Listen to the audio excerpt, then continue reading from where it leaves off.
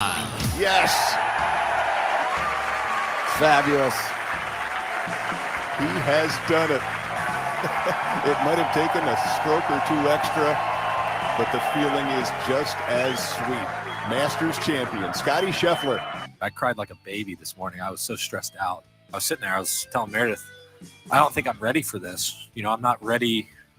I don't feel like I'm ready for this kind of stuff. And so she told me, who are you to say that you're not ready? This is Bettor Sports Live with Lisa Ann and Rick Kamla on Bettor Sports Network.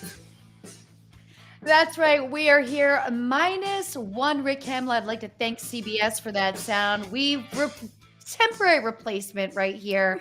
My favorite new partner in crime, Stephie Smalls. We're calling her Steph. The Stephie thing is just for social media, but Steph Smalls sitting in the seat with me for the next 3 hours. I am so pumped to do this show with you. Gosh, I am so excited. I feel like this is like a long time coming, and what a great week to do this. So thank you, Rick, for letting me have your spot for tonight. I'm very excited. 3 whole hours. Awesome. 3 whole hours, and timing, you're right, is everything. And you're sitting there right now in your awesome Champions Round hat because you, my friend, are going to one of my bucket list sporting events this weekend, the Masters. How does it feel? I don't know how I finagled it. I'm so excited. Yes, I will only be attending Friday. Looking forward to it. Poncho, no poncho. I will be there. I cannot wait. And what has been the preparation for you to have your one-day affair? You're going to see a lot of your favorite dads at the Masters. So let's talk about how much outfit planning and excessive changing of ideas went into this one masterful day. Oh, yes. There's, the overnighting of clothes is a very last minute thing. So making sure we're in all green. I realize that is also going to get ruined from probably the weather, which I'm sure at some point we will discuss. Not sure what we're going to get down there in Augusta. So I have a poncho. I've got an umbrella. Thank God for Amazon. It's going to be a good, probably wet time. And the pressure of ordering things last minute for a trip, for some reason, you get in your own head that you're like, this is going to be the time that Amazon does not deliver on Prime. Yes. This is going to be the time that something happens. You see on the news that like a train was derailed and you're like, oh no, were my Amazon packages on that train? It is so much extra, but it is always worth it because the planning of the outfit for a special event like this. Now, you probably wanted to go to the Masters for years. Did you ever expect this moment was going to come to you? No, and I am so ecstatic when I realized that this was a possibility and that I did find my way to get some tickets. I was like, this is unbelievable. I'll take one day. I'll take half a day. I'll take a practice round. So to be able to be there Friday, very fortunate, especially with Tiger playing. Obviously, I have never had the chance to be able to see him. So very, very awesome. And you'll hear the difference. It's great to listen to other players talk about how different it is when Tiger Woods is on the course, because when Tiger is out there and they're 3 holes over, they know something magical happened for Tiger by the roar of the crowd, and the roar of the crowd that just goes along with Tiger Woods all along the greens. We're going to talk a lot about the Masters coming up at 7:30 when Brad Thomas joins the show. We're going to talk a lot about the Masters for this entire 3 hours. Bettor Boss is in the room. Anthony's got a question that we're going to get to in a minute. Thank you so much, Jeff, our mutual friend, Petra in the room. But let's talk about this photo collage that I put out there. So, Steph, you and I have been friends for quite a few years now, but we never got to meet until that photo collage that I just put out there on my timeline. And so we sit down at this bar. We're meeting at the High Rollers bar. We're actually meeting first at Javier's, but it was too busy. Yes. And then I was like, oh, we got the High Rollers Lounge, which I love, right? So we go into the High Rollers Lounge, and I'm like, right away, do you remember our bartender's name? Oh my gosh, I don't. It's Jordan. And I have visited Jordan I was going to say 2 more Jeff. times since then. The reason I remember his name is because he had walked over to somebody else the other side of the bar that was buying us some champagne. They bought us drinks. And the guy said his name was Michael. And then Jordan said, my name is Jordan. And when he told me that story, I'm like, I am going to remember this dude's name forever. Right. And so I frequent that spot now just to give a shout out to Jordan. So when we gave Jordan the camera, and he wanted to just take a ton of pics, but I looked behind us to see what our setup was like. And I saw some guy like standing there who's going to be photobombing us on his phone. So I was like, yo, guy, you got to move because we're trying to take a photo. And I love the progression of the photos because you can see you don't know me yet in person. You don't know how, forward I am with people. So you're like a little bit shocked. You're laughing. You're happy it worked out. Then you're dying. And so that collage really says a million things about our first interaction. I just wanted us to have some good photos. It's so crazy because to have, and a lot of people know that, you're on Twitter and you're on Instagram, you're on TikTok, and you're on all these social media platforms, and then to connect with people and to make online friends. And I mean, you and I, like, countless phone calls, FaceTime, like life events, like we've gone through so much together. So to be able to meet in person, it's like, hey, buddy, this is a big deal. Get out of our way. Your phone call that you're making here is not a big deal compared to our big deal. And it was just so great to get to meet you. And it's been so great to watch your career. Everybody, you can give her a follow at Stephie Smalls on all social media. TikTok, you do really unique content for your TikTok, which is fantastic. But to give everybody a little backstory, how did you get right here, right now, Steph? How did you start working with Champions Round? And what really brought you into your sports love, not just the New York Giants? There's a lot more to you than just that. Yeah. And I'm like this super unconventional, don't do this at home type story when it comes to sports.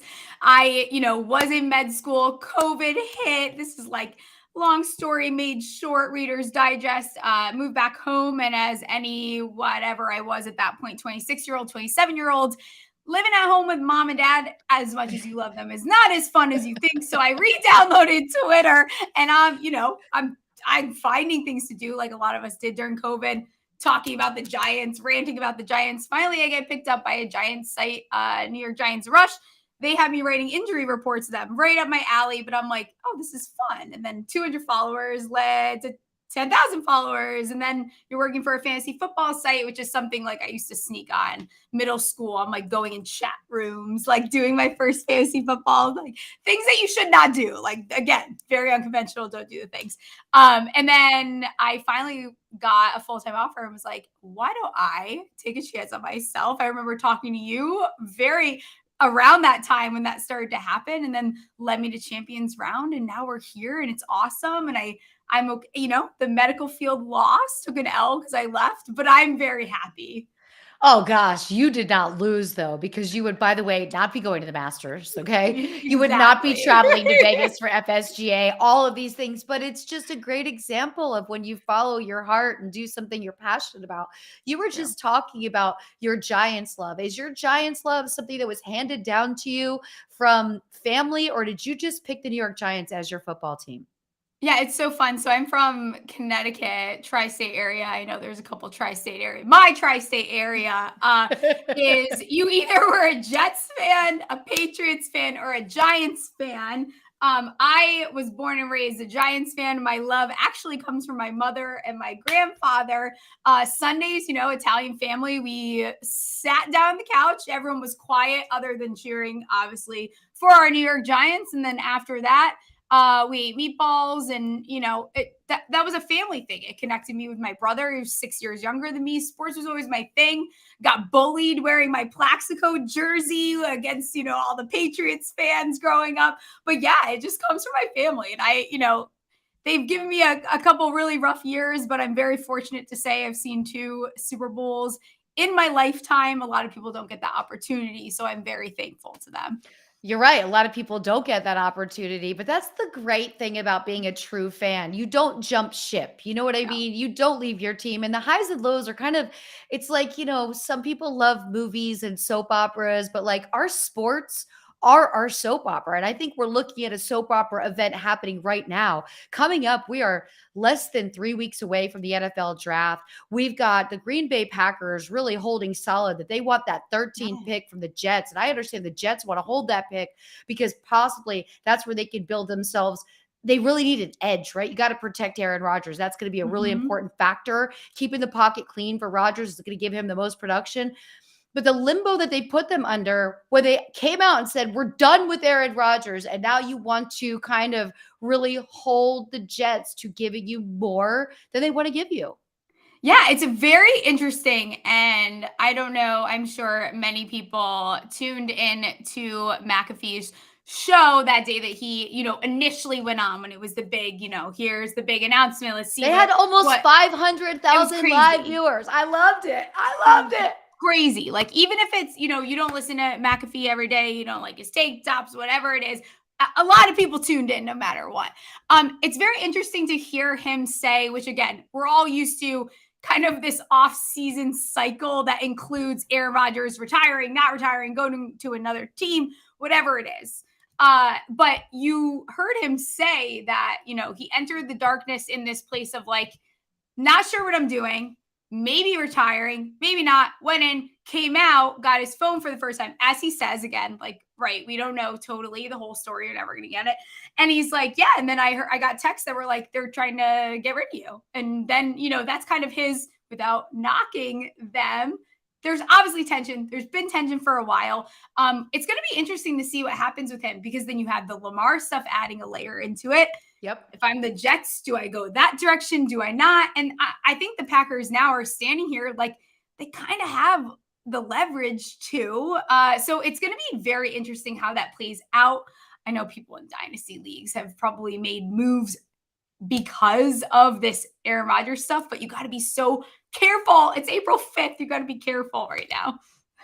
What's crazy to me is how the world reacts to Aaron Rodgers, the thing that he does, all of this different stuff, right? What's crazy to me is that, but yet everyone is not talking the same smack about Green Bay not getting this deal done. And like, I've got a lot of people in my building that work here that are either Jets or Giants fans. These Jets fans, like even Greeny, if you listen to Greeny, I listen to Greeny every morning.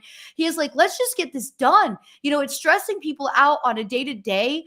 It's funny how the media pins against Aaron Rodgers, but isn't doing the same thing. And look, with the draft around the corner, this does make it really difficult. You've already moved Lazard. Aaron Rodgers wants to play with Odell. Odell could be going to the Jets. Then yesterday we hear Odell could be going to the Ravens. Like, it's causing this flurry. And you know what'll happen the week of the draft? Everything will go silent for players out there that are already present in the league that do not have a deal. You're talking about your players like D-Hop. You're talking about Lamar. And then we've got the draft. And then there's the what ifs. But it has to have been contentious in Green Bay since the Jordan Love pick. Yeah, and I think that's it. And he mentioned it too. Aaron Rodgers, as much as he is like, this very somewhat quiet, he's a little bit annoying on social because he gives you these little pieces. You only get to see as much as he gives you, but he also does wear his heart on his sleeve a little bit there. There's a little bit of sensitivity. You can tell that topic has always bugged him. You see Green Bay, again, this is like, it's smoke season right now. So you're going to see a lot. Oh, we believe in Jordan Love, blah, blah, blah, blah, blah.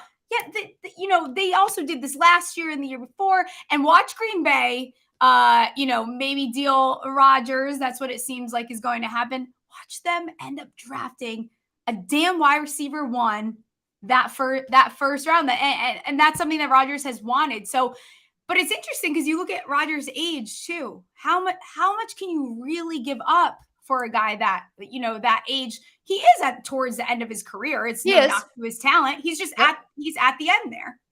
I was watching NFL Live today, and they were showing the difference between Rodgers clean in the pocket and Rodgers won't. It's 2% success versus 48%. So that shows you age, the risk factor of knowing like, hey, I can't take these hits like I used to. I don't want to. We've got Sports and Metal and says, Rodgers is one of the most arrogant players I've witnessed in the NFL. Rodgers should just retire. Yeah, I can't stand Rodgers. You know what I love? Steph, I love how much everybody dislikes Aaron Rodgers. I myself read every book in the book club. I myself am a huge fan. I love how he trolls everybody that wants this scoop and only gives it to McAfee. I love all of it because it just grinds people, and to like silently troll without having to actively troll. I love someone else. He goes and plays in the Players Championship, shows up with Rodgers with a big crystal trophy. Like, I love all of it. And I love more than anything that he gets the world's panties in a bunch more than any other player with just being himself. He has got everyone's panties twisted. And he's been doing, the thing is, this has been him. And I appreciate that. And, also, being in social media, being in this kind of industry, like, I respect it too. Like, you only have to share as much as you want to. Yep. Kind of awesome. He does it in a way where I will say at this point, I am ready for the Rodgers decision. Where is he going? Is he retiring? What's happening? Let me know. But this is nothing new. He's consistent and he stays on brand. And I love him for it. It's going to be very awesome to see where he ends up. It really, really is. And I mean, to think that we wouldn't get to know him this well if it wasn't for McAfee. I listen to him when he does other podcasts, but there's just something about McAfee and what he brings out in his guests and his comfortability with AJ, who's just hilarious. But let's talk about D-Hop. D-Hop has that really hefty amount left on his contract. It's $34.5 million over 2 years. So many teams could use him. Is Arizona just going to have to cut him? We're making decisions again. The Cowboys took Brandon Cooks. I have nothing against Brandon Cooks. He averages 1,000 yards a season. He's only 3 seasons out of 10. He's only 3 seasons. He's played less than 16 games. Like, he's a healthy player normally, right? I really would have liked us to get D-Hop. The fit for D-Hop, of course, relies just like Odell. Odell doesn't want to go to a team that doesn't have a quarterback. Odell would like to go to Baltimore and play with Lamar, but if Lamar is grabbing his ball and going somewhere else, why would Odell want to go there? Imagine being in that spot. Where do you think is the perfect fit for D-Hop? And I understand that you can pick teams where the quarterback quandary is still alive and real. Yeah, and it's interesting. And now we're getting to this place where, again, like we have mentioned, smoke season. I get that too. Like, is it really a scenario where they're thinking about just being done? I mean, it seems like they're asking for a lot for him. He could fit on a lot of teams. Like, I actually love the Dallas fit, despite being an NFC East fan. I don't hate even the Giants fit, but you have to look at also like these teams who can take on a contract like that. That's a lot. The Bills are also an interesting piece. I heard some rumblings about that, but again, like, we're looking for a team that can take on that contract, which I think is going to end up being the biggest issue. And again, like I see in the chat now, someone saying like Hop should go to the Packers. Here's the problem though. We don't know what's going on over there in Green Bay. If, maybe a team makes a run for Lamar, like a New England would be a very interesting spot. You can nail 2 pieces there. Depending on money, it kind of depends. But yeah, there's a lot of places that he fits, but can they afford him? And we haven't seen enough yet of Jordan Love to want to put Jordan Love out there with the best wide receiver. Like, we just haven't seen enough. But I am glad that Jordan Love is going to get his opportunity, right? It is time. By the way, Matt is in the chat. Wants us to remember, I did bring up Allen Lazard, Matt, but I'll go back. Yes. We'll rewind a little bit, okay? The Jets also picked up Mecole Hardman, who, let me just say about Mecole Hardman, and also Allen Lazard. To me, do you play in best ball leagues, Steph? I do. Yes, I do. It's like impossible not to at this point. I love them. So yes, I love they're them. A blast. I absolutely love them. And there's players that I liked Mecole more in Kansas City because I truly believe in Patrick Mahomes, but I didn't like Mecole as he's going to have big weeks. To me, Mecole is a best ball player. I can't look at you on my team week after week and have this, is this the week you have a big week, or is this the week you give me, I don't know, a donut or 2 points? You know what I mean? Right. It's so up in the air. And so that's going to change a lot. We might look at Mecole different with the Jets if it is an Aaron Rodgers situation. But now Aaron Rodgers could have a lot of choices too when you look at the fact that Lazard is there as well. He'll favor Lazard. So some players I just look at and they just scream best ball to me. And then other players like D-Hop, if he lands in the right spot, is definitely going to be drafted on one of my many teams. Absolutely. And I think the thing with Hardman too, right? Like, he's one of those players where you love in best ball because, like you said, you don't know exactly what you're getting from him. And I still feel that way. You're not going to find me drafting him in redraft. You see that in Kansas City, he was used at the line of scrimmage a lot. Can the Jets find other ways to find, maybe I've seen some ability to, go on those intermediate routes? I don't know if that's what the Jets are going to end up doing because there's so many questions there. But I do love when a player like Hardman, these guys that we do are best ball darlings, when they get a different, a new environment, because that could look like something that looks totally different. So, excited to see what ends up happening with Hopkins though, because for a long time been one of my favorite players.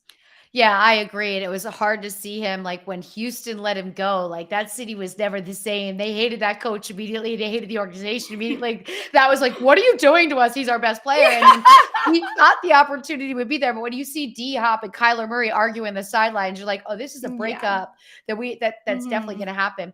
You know, Jeff brings up a point. Lamar's getting blackballed by the league. The Watson deal was absurd. So now everyone is scared to deal.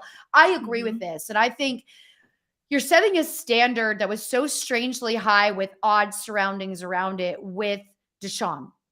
And now you won't give a player who was the MVP, who has never had anything off the field happening, because it's like the owners all just got together and said, you know what, this is not where we need to be going. We cannot inch up from that. But I think it sets a really bad precedence that you made the benchmark with him. Just give Lamar $2 million more and call it a day and make that the cap for a while. Yeah, and you know what? I know a lot of people want to complain about Lamar and what's going on, but also like I'm on Lamar's side. You know, I think that, you know, the Deshaun Watson contract should have never happened. And it reset the market in a weird way, kind of a gross way. We don't know what's going on. But I think that Lamar, you know, what he's asking for, what it sounds like, isn't as much. I think maybe you get into this agent conversation. Did he maybe kick himself a little bit? Did he? Maybe. Like there's probably a piece of that, but I think there's a lot of layers to this that also social media and all the news outlets, we're not seeing the total picture. We don't know what's totally going on. Now you're hearing the Ravens are going to draft a quarterback. They're going to move up for CJ. I don't know about that. So I think that, you know, Lamar, my prediction is he actually is probably back in Baltimore. I think that a deal ends up getting done because I think that he will hold out. And I think that's the place that he's going to end up. As a Giants fan, you saw some of the best days of Odell Beckham. I know it was hard when you saw him go. He's back. We haven't seen him play, and I want to say 15 to 18 months. Am I right about that? Yeah. But comes in late for the Los Angeles Rams and has 10 touchdowns before the season in like 7 games. Really looked good. Where do you think is the perfect fit for Odell? Yeah. You know what Odell's problem is like, what does he want? He wants $20 million a year. Okay, he crazy. lowered that. He said he would take Okay. like 15. He said then he went to like 10 to 15. Right. And also like, don't put that out there either. I believe that if your agent, you know, you go to your agent in a situation like this, if you're talking about money, money should never be spoken. I think it's a little different for Lamar. He's representing himself with his mom. But when it comes to Odell, it's like, no, mom's the word. You know what I mean? Like, don't do this because people are going to say you're not worth it. You are older. This is a pretty rich wide receiver class. There's a lot of wide receivers out there. But I still think Odell has a ton of football in him.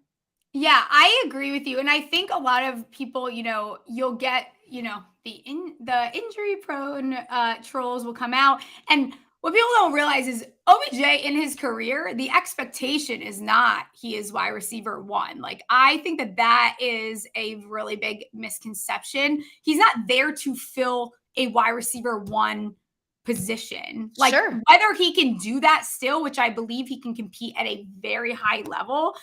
The expectation is not like, oh yeah, a team that needs a wide receiver 1, we're going to, you know, band-aid that with OBJ. The luxury is let's keep OBJ healthy because we have 2 really strong wide receivers ahead of him, 3 really strong wide receivers ahead of him. And we're in a position where maybe we are looking at a strong playoff run. Maybe we're talking about being a Super Bowl contender.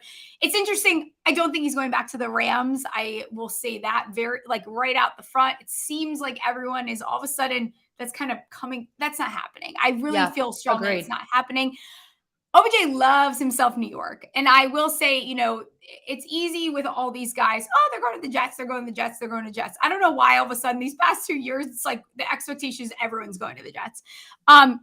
Giants are interesting. You know, John Mara did say that he's not crossing it off his list. And I just don't think the Giants are going to pay that price for him. So, you know, for a while, I really thought he was going to your Dallas Cowboys. Man, I did too. You know what I He's mean? flirting with us. He's I driving even me screen crazy. grabbed quite a few images of him in Dallas. And then even Jerry was like last year on the local radio show he does once a week, doing his hit, talking about Odell with a star on his helmet. And I'm like, all right, Jerry, like now you're talking my talk. Just why then? And then where did that go? They did a bunch of meetings. But I love what you said there about him not being a wide receiver one. That is the expectation. And when did he do the best? When he wasn't. Cooper Kupp was the wide receiver one in Los Angeles when they went to the Super Bowl, and Odell was there getting it done. A very interesting here from Sports and Metal. Odell is a wide receiver 3 with Jalen Hurts, AJ Brown, and Devonta Smith. I mean, Philly, come on. That would just, they made it this far this year. Yeah. I can't stomach that. I think that as a Giants fan, I totally understand. Yeah, that's selfish. Like Philly doesn't need him. All right. Yeah, I think it's interesting. I don't know though. OBJ and Philly just doesn't seem like the perfect fit.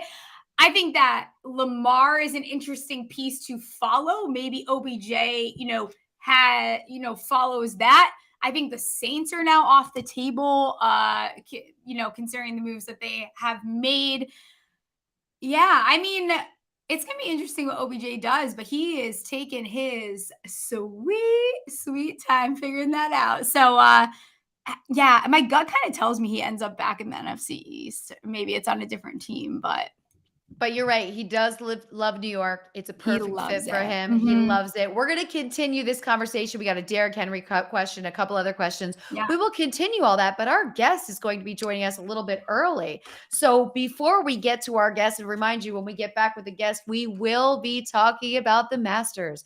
Stephie Smalls is going to reveal her picks, and I want to see how different they are from our guest, Brad Thomas. You can follow at Mr. Brad Thomas, and you can watch the Masters and join us for Bettorcast tomorrow morning, starting at 10:15 a.m. Eastern Time. Play the only live sports question and answer game where you can watch the Masters, chat with golf fans, predict what will happen, and compete to win an authentic Masters mini gnome. Only on the Bettor Sports Network app. Moose and Keith can be found on bettorsports.com and on the Bettor Sports Network YouTube page, plus Twitter, Facebook, and Twitch. We will be right back right here. Steph Smalls, Lisa Ann, Bettor Sports Live on the Bettor Sports Network.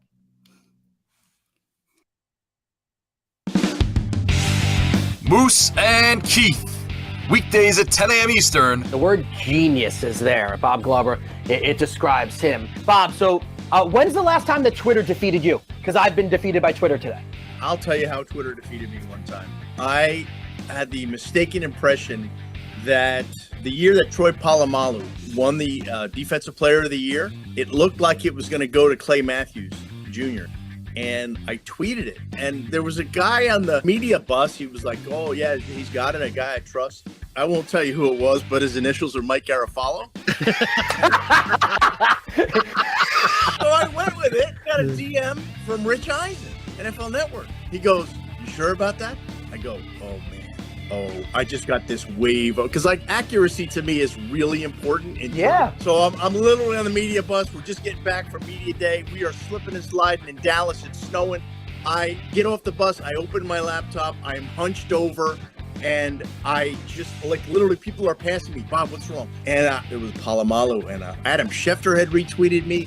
Trey Wingo had retweeted me. I'm like, oh, I'm dead. So when it's Polamalu, then how do you handle that? Like, what was the subsequent tweet I think afterwards? I said, got some bad Twitter info. I didn't put Garafalo's name on there. I had to 10 years later, you can out him. I like that. Yeah. You know, he wouldn't mind that. He knows the stories. So. Yeah. He actually said to me, hey, Bob, I think you might have jumped the gun on that. I was like, oh, crap. There we go. Campus to Canton on the Bettor Sports Network. Would Dion bench Shedeur? I don't think he would. Like, how bad would it have to be? Because we've seen horrendous quarterback play from this Colorado team for the last, 5 years? JT Shroud, Brandon Lewis, just terrible quarterback play. Like, they were 131st, which is dead last in pass EPA per play Obviously, it will be better, but how bad does it have to be for him to bench his own son? Like, I'm not sure he will ever either. Like, especially with the attitude that he came in with. If they don't get Rashada, who do they bench him for this year anyway? I don't know that there's another answer on that roster that you go to. They don't really have a guy behind him. So I don't even know if we would know the answer to that until the next year, assuming that, he doesn't declare for the draft, he returns, they bring somebody else that's competent and behind him. If they're going to do this the Lincoln Riley way, next year would be the class to bring somebody in. Shedeur Sanders is going to be a third-year player. So he's going to play 2023. I don't think he's declaring for the 2024 NFL draft. So he's going to play in 2024 and then declare for the 2025 NFL draft. And let's remember this. He hasn't had a full recruiting cycle at Colorado. He will have that next recruiting cycle. So maybe he could get one of these class of 2024 quarterbacks there to come to Colorado. However you're invested in sports, from betting to fantasy, collectibles, and more, join our community on Bettor Sports Network.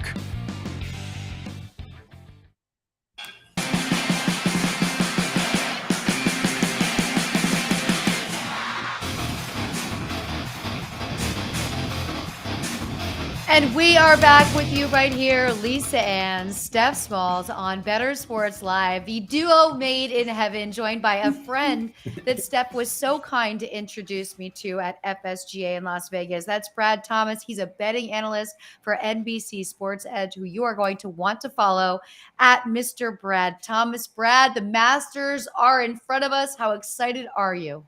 Oh my goodness. It honestly feels like kind of like a weight has been lifted off my shoulders, because as the Masters inches closer, I just get more and more excited. I start buying extra shirts. I look up different recipes, think about what parties I'm going to have or go to. And now finally I can go to sleep tonight and wake up to the Masters. A huge weight has been lifted off my shoulders.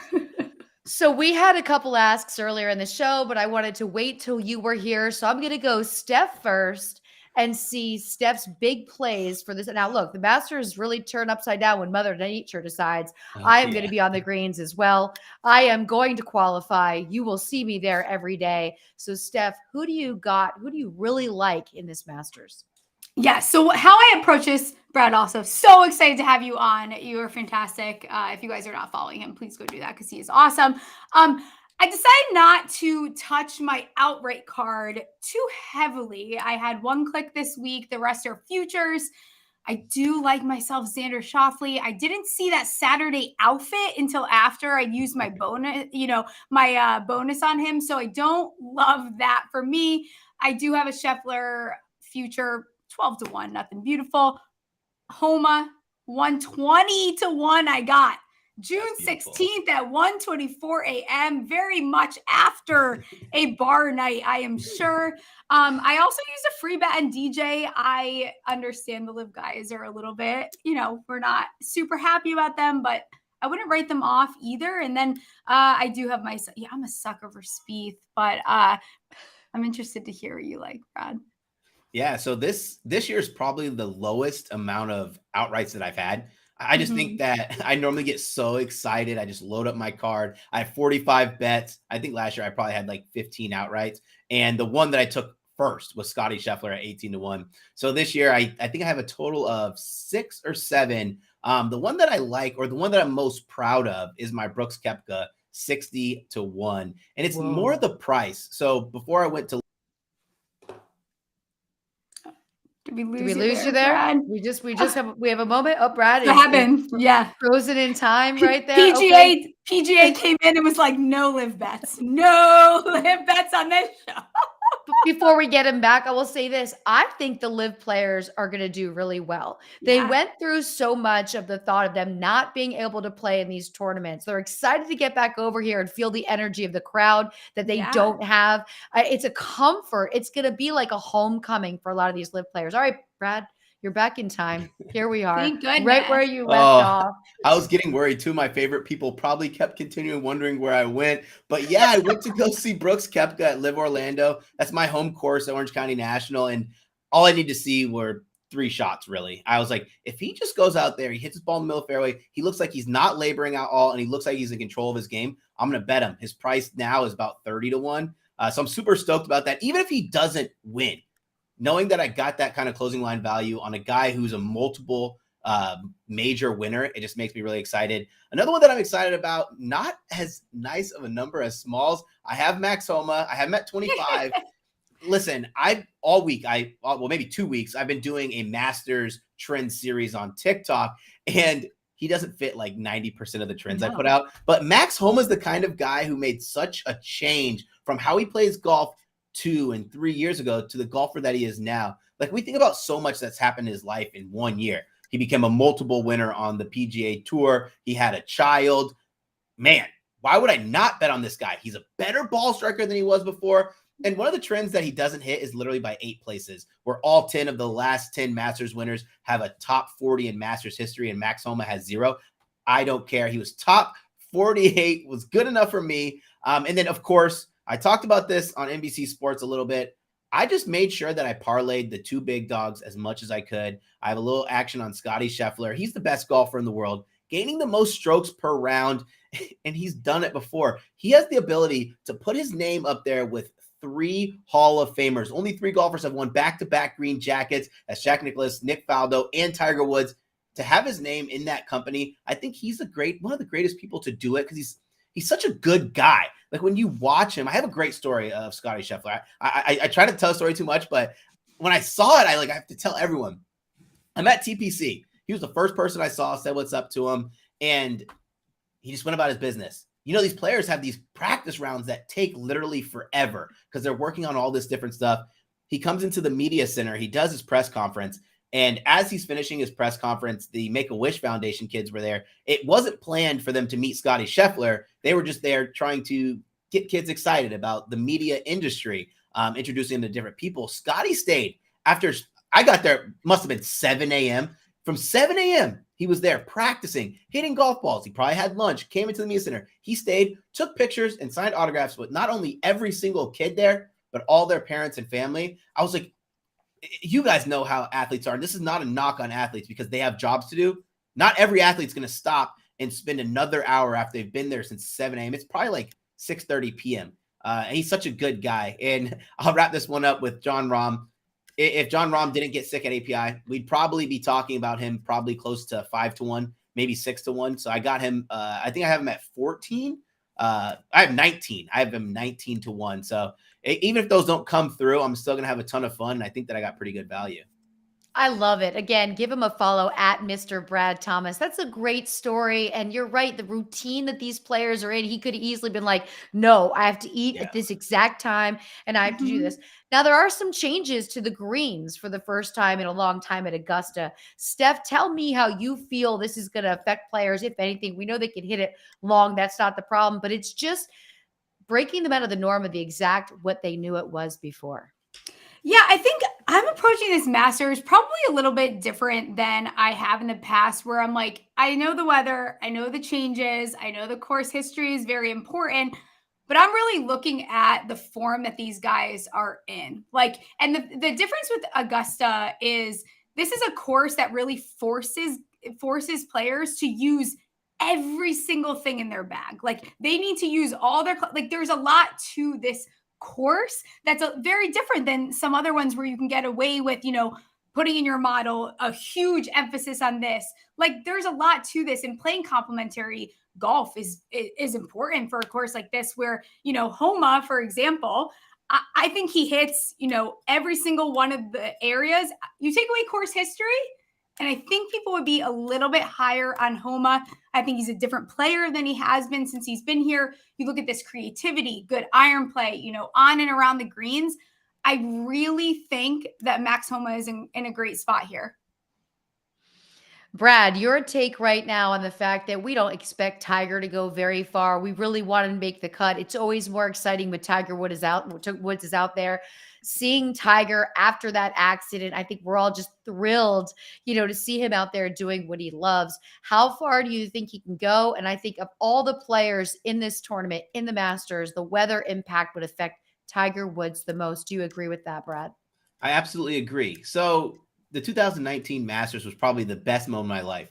I wouldn't be a golfer if it weren't for Tiger Woods. I probably wouldn't be in this job if it weren't for Tiger Woods. And for him to have that miraculous comeback and win the Masters was probably the highlight of my sports life.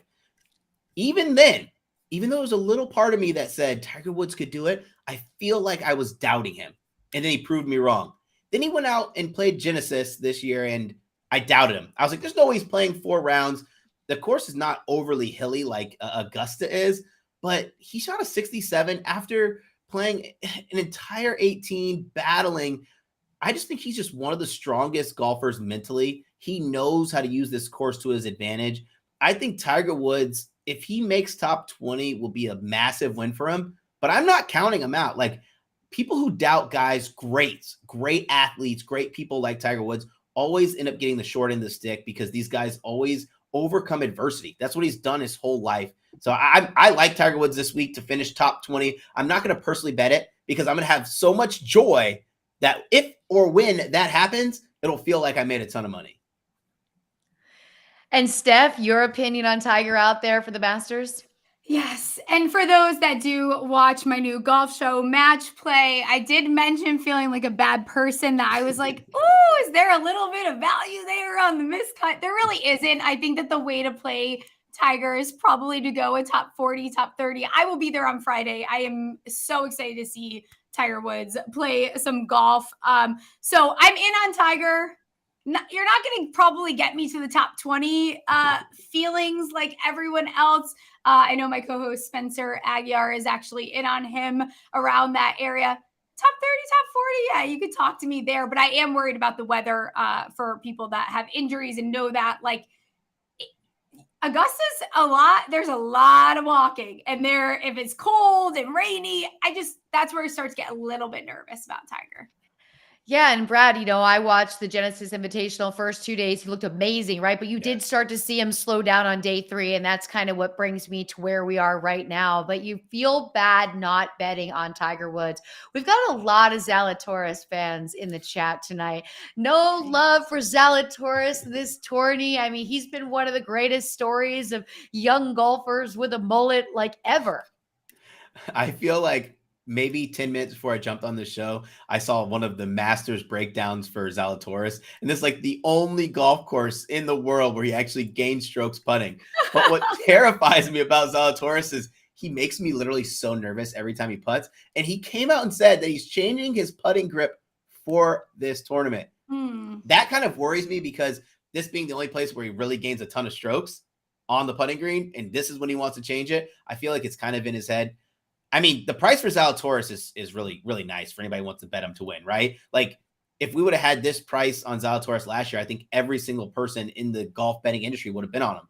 But I just don't think now is the time, especially after being sick. He said he lost 7 pounds. He lost 7 pounds from being sick. We saw what happened to John Rahm. He was sick. He was unable to practice, unable to play a lot. Like, that stuff takes effect because, like Stephie said, you have to come in here with good form, and he just doesn't have that. 7 pounds on that skinny guy is a lot. Yeah. I don't know where that really came from. So you now know, Brad, that Steph will be at the Masters on Friday. It is a sports bucket list for me, something I've always wanted to do. I wish the weather to be the best. You never know, it can turn. But Brad, where will you be watching the Masters? Okay, so Thursday and Friday, I'll be watching them in my office. I have television screens dedicated to different things. I do have a couple shows that I'm gonna be taking part in, but listen, the Masters is gonna be on, and if they get mad at me for turning my head and looking and watching the screen because something great's happening, I don't care. And then Saturday, I'm going to a Masters party. One of my old coworkers is throwing a Masters party, so I'm excited. I'm literally, after this, I'm going to the grocery store, getting the supplies to make pimento cheese sandwiches for the party. Oh my gosh, I love that you're going to be bringing food. This is so cute. Brad Thomas arrives at your potluck and brings you pimento cheese sandwiches. Steph, did you see this coming? No, it sounds like a dream. I actually also, interestingly enough, and I know we're probably running out of time with you here, my brother texted me today, what is a pimento cheese sandwich? And I'm like, I'm going to be so straight up with you. I'm not entirely sure. I know they're $1.50. I know what pimento is. I recognize that part. What can you tell me what exactly is in a pimento cheese sandwich? Yeah, I'll tell you what, a pimento cheese is just straight Southern comfort, right? Yeah, every time I eat a pimento cheese sandwich, it reminds me of like my grandma. So it's cheddar cheese. At the Masters, they actually put diced onions, but I don't think anybody who's not a professional chef can dice their onions small enough where you don't notice them. Pimentos, mayonnaise, sugar, salt, and Okay. pepper on Yes. white bread. Good thing I'm going to be walking, huh? Yeah, you're gonna have to burn the egg salad sandwich, the barbecue, the chicken salad, the pimento The cheese, beer. the beers. Oh, God. Yikes. Okay, you said mayonnaise, cheese, and salt. Like that just threw me upside down. Steph, please promise us that you will eat one of these on TikTok. Please shoot some content of this because I need to know with the texture, the taste. I have to get through to this. Apparently, it's like no phones at all, to the point where like they make it seem like you will get tackled. You will be banned for life if you even take your phone out, which is really a good like social experiment for me. Of course, but could you potentially put the cheese sandwich in like a pocket and then I shoot think it I'm back gonna at your have hotel? to. Yep, you're right. Yep, I'm putting it in my. So Put it in the I pocket. will. I am going to buy one. I'm going to buy one before I leave. Now I know to bring a big enough bag. I will slip one in, and I am going to make a TikTok for the two of you. My last suggestion would be just put a half underneath your hat if you have some Done. space in there and you could like put it there, it would stay warm. Maybe my poncho. Yeah. Is this sandwich to be eaten cold or warm? This is the last sandwich question. We're sorry to be going off on this tangent, but No, I'm so that's curious. totally cool. Like this is making me so happy. Listen, I'm going on one more tangent here because I have to tell you this. Yes, I'm the kind do of it. guy who loves throwing parties and love having people come over. This is the first year that I'm not having a master's party, that I'm actually going to one. I always cook. And so when people ask me about the sandwiches, it like brings so much joy to me. Yes, they're to be eaten cold. Okay. Okay. They're to be, and what type of bread? White bread.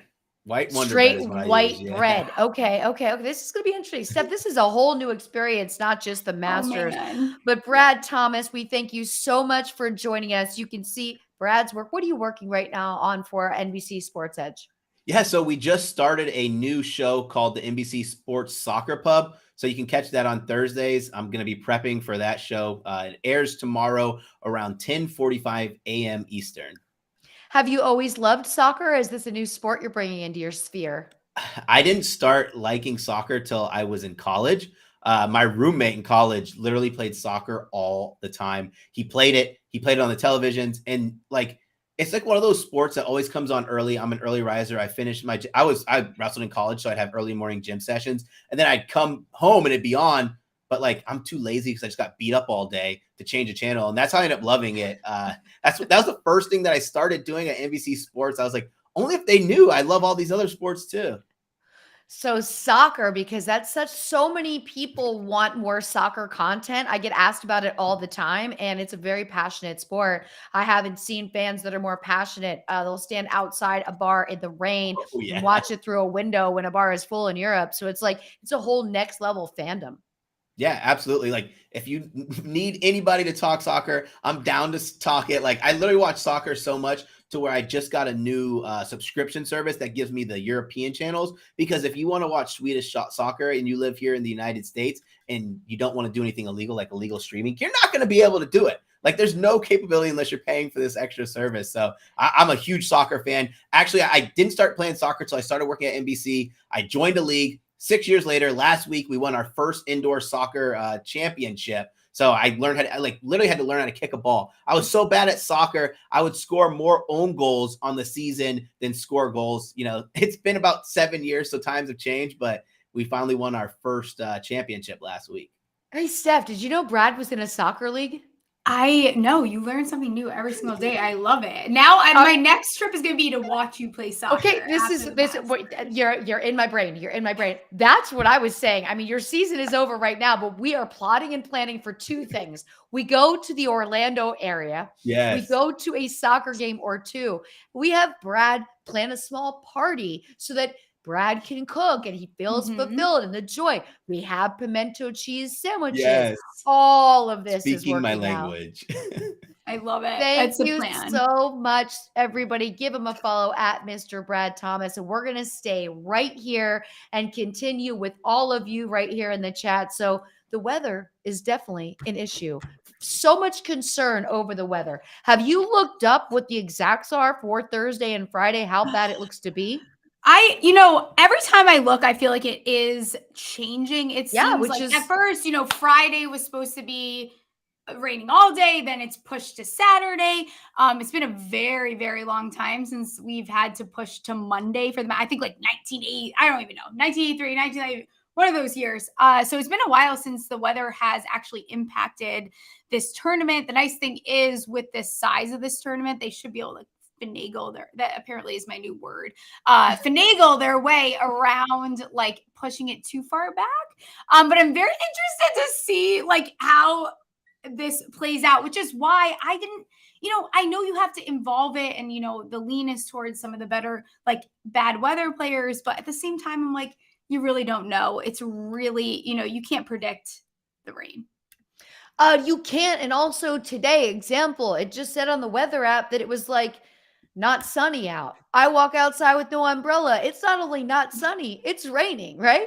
Oh, and yeah. Then, you look for another day and you think it's not going to be nice out. You forget to recheck. It does change quickly. There have been storms that are moving really fast. And I love your finagle word. They can finagle it with the early and the later start times. They will find a way to not have this thing carry over till Monday.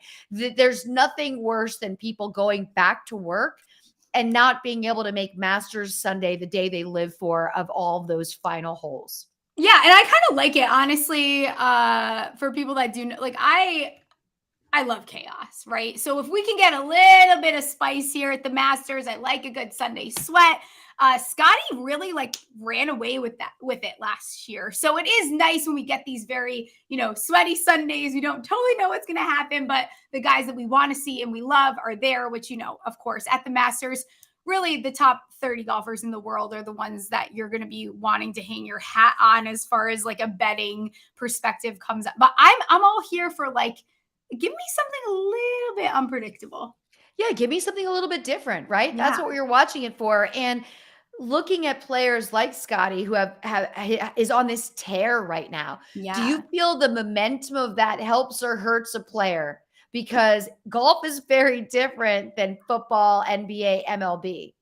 Yeah. You know what Scotty has that a lot of players do not have, and you see this with some of these other guys that are, within, the upper echelon, is like his composure is something else. Like the fact that he is able to stay even keel.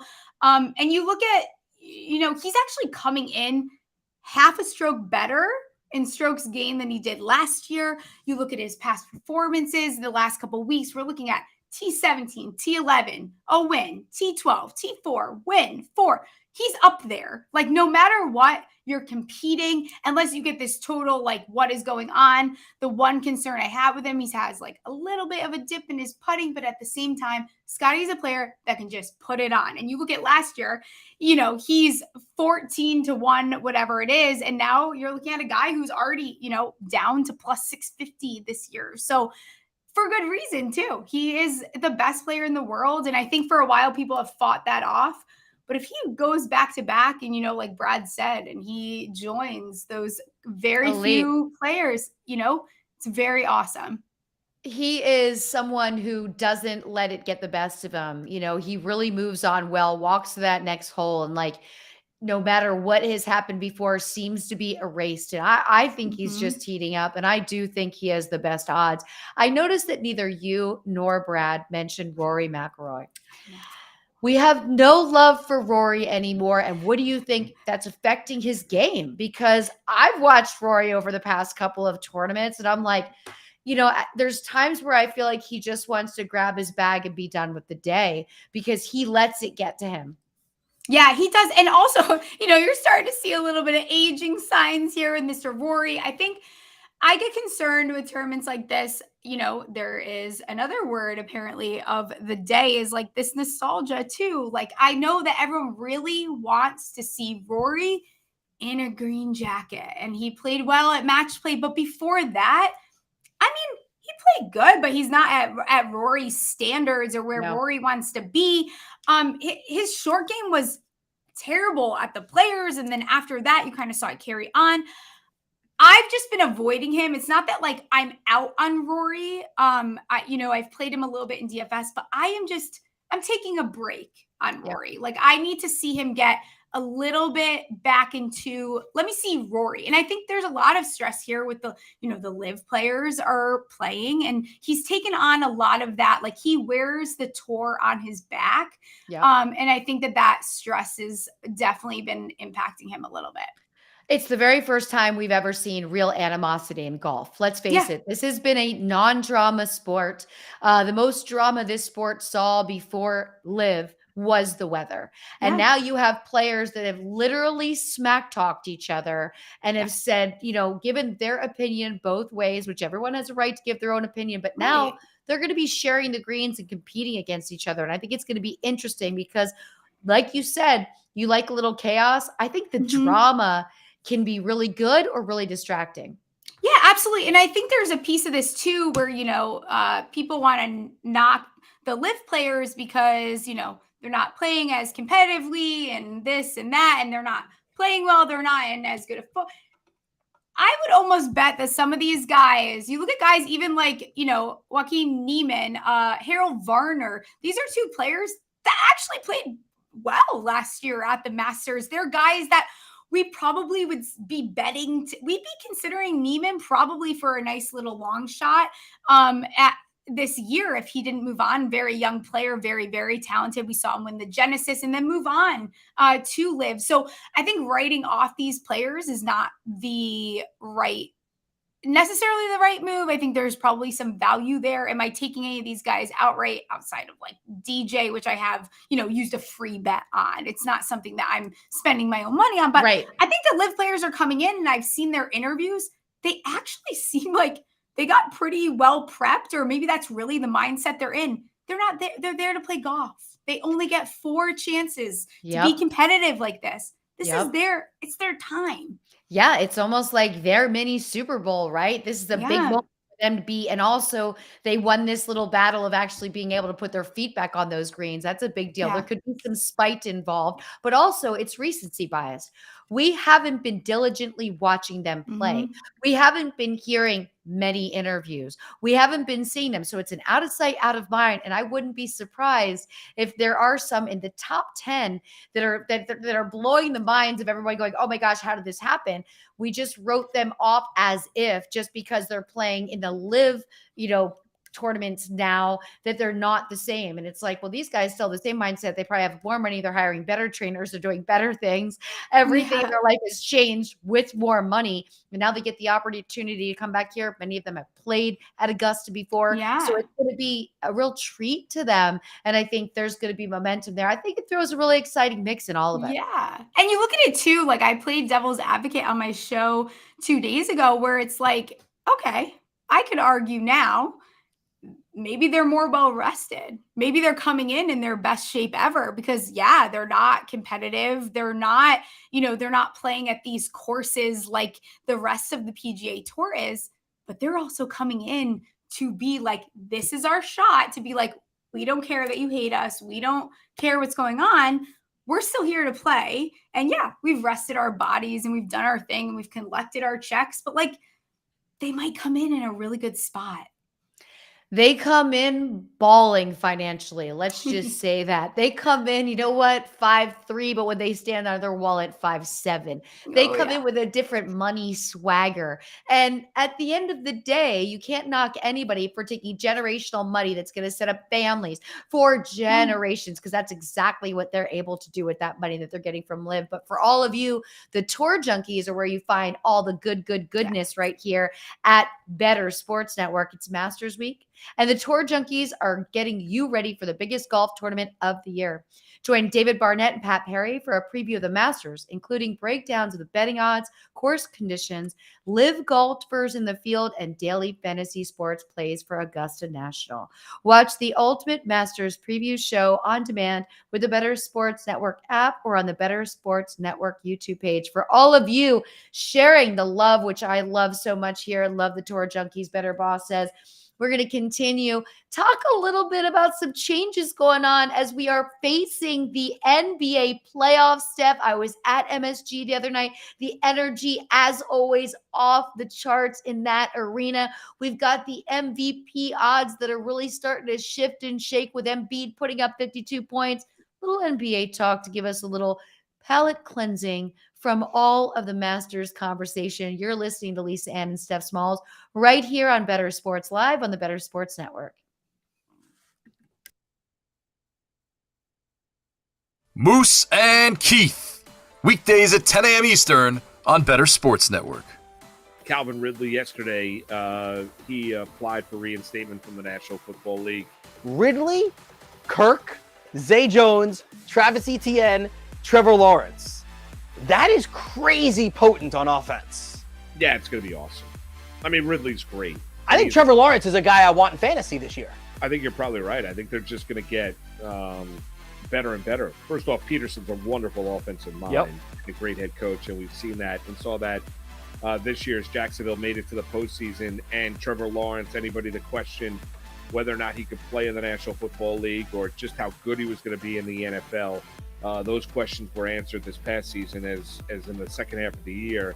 Statistically speaking, he was a top 3 quarterback in the NFL. That's how good Trevor Lawrence is. You throw Calvin Ridley into the mix, he's going to be great. Yeah, I think Lawrence is a guy you want. I think Ridley's a guy you want. Clearly, Travis Etienne is going to be one of those early, first-round selections as well, being the dual-threat running back that he is, not only running, but also catching the ball out of the backfield, Keith, and the ability to take something small and take it to the house.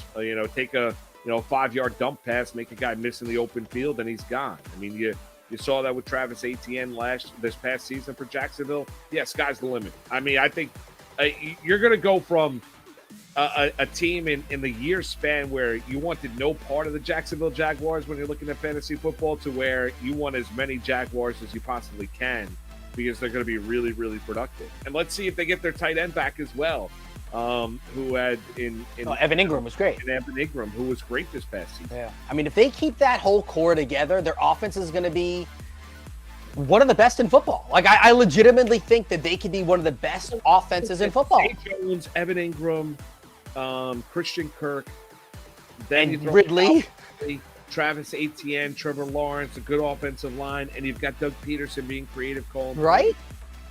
And you look at that division. The Colts are a mess. Yep.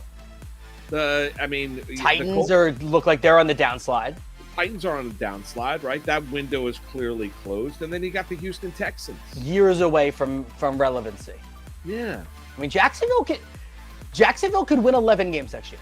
Moose and Keith, weekdays at 10 a.m. Eastern on Bettor Sports Network.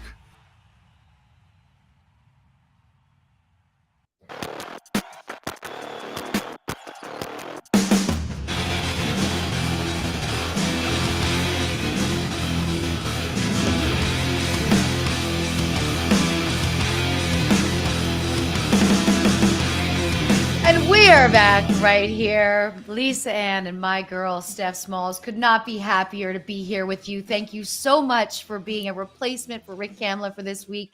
We love you, Steph. We love all of your work at Champions Round, but I got to say something. This happened during the break.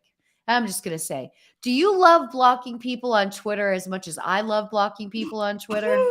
You know what is very funny is what I did on break was block people on Twitter. So I'm going to just address this, the elephant in the room. I'm going to shout out Tim, who writes, 7 people watching. Why are you even wasting your time? So, of course, one of my New Year's resolutions, Steph, was I'm no longer allowed to troll trolls. And it takes 30 days to form a habit. And then I feel like it takes another 30 to break a habit. So once I made it to March, I'm like, I'm good. But the problem is now I'm blocking like hundreds of people a day because what happens is I have the George moment from Seinfeld where I think of the comeback I want to have. And I don't say it because I want to say it. So I go to Tim's page because it's the only way to block someone. And my comeback, which I won't tweet because I'm no longer trolling trolls, is Tim, you have 1 follower. You have 1 follower and you've been on Twitter since 2021 and you're knocking my boots about the 7 people that were watching when we first went live at exactly 7 p.m. But just for that, now that I've gotten it out and I was able to verbally troll, which is not the same. Not the same. Trolling back on Twitter. It's not the same, but yes, it feels good. And also, Timothy, Tim, whatever your middle name, I'm going to say Timothy Chris. It sounds right. Have you ever heard of streaming? We stream to more than one platform as well. It just means that there's only whatever it is. Listen, sir, I'm not even going to waste my energy. I also had to go to his profile to be able to block him. He is the person that I blocked as well. Timothy, you are not welcome to our party. That is okay. I call it Twitter Survivor Island because every day you don't know if you're going to wake up and be off my island. I make the decisions here. And I almost feel there's this silent but deadly thing with just blocking them and not saying something back because they still think they're getting away with it until the next day. And I had a guy the other day who set up a new account. And I know it because it says March 2023. Don't get me. You come on all day with the if you're 2023, you're probably getting blocked no matter what. Because obviously you've already been blocked and you're setting up a new account. It's just, why do people do this? Why do people spend their time? Also, YouTube and the way we're streaming now with Bettor Sports Live is so great because you can go back and watch later. And I'll put something on YouTube and I'll be live in my chat. There's 35 of us every Friday night, 8 p.m., with my podcast. But then I'll go back a day later, 1,000 people watched it. Not everybody can be somewhere at 7 p.m. Mm-hmm. No, absolutely not. And the expectation, it's so easy for people to say, here I am behind my keypad. With your one follower, bro. With your one follower. We had 6 more viewers than you have followers. So so if there was a competition, I think we won there, Mr. Timothy. But yeah, I think I looked yesterday. I probably have 800 plus people blocked. Oh, I have a couple million. My new thing. Oh, I believe it there, Lisa. I'm not quite as big and on that level as you, but I think the number is 827. And guess what? I learned it's actually something you taught.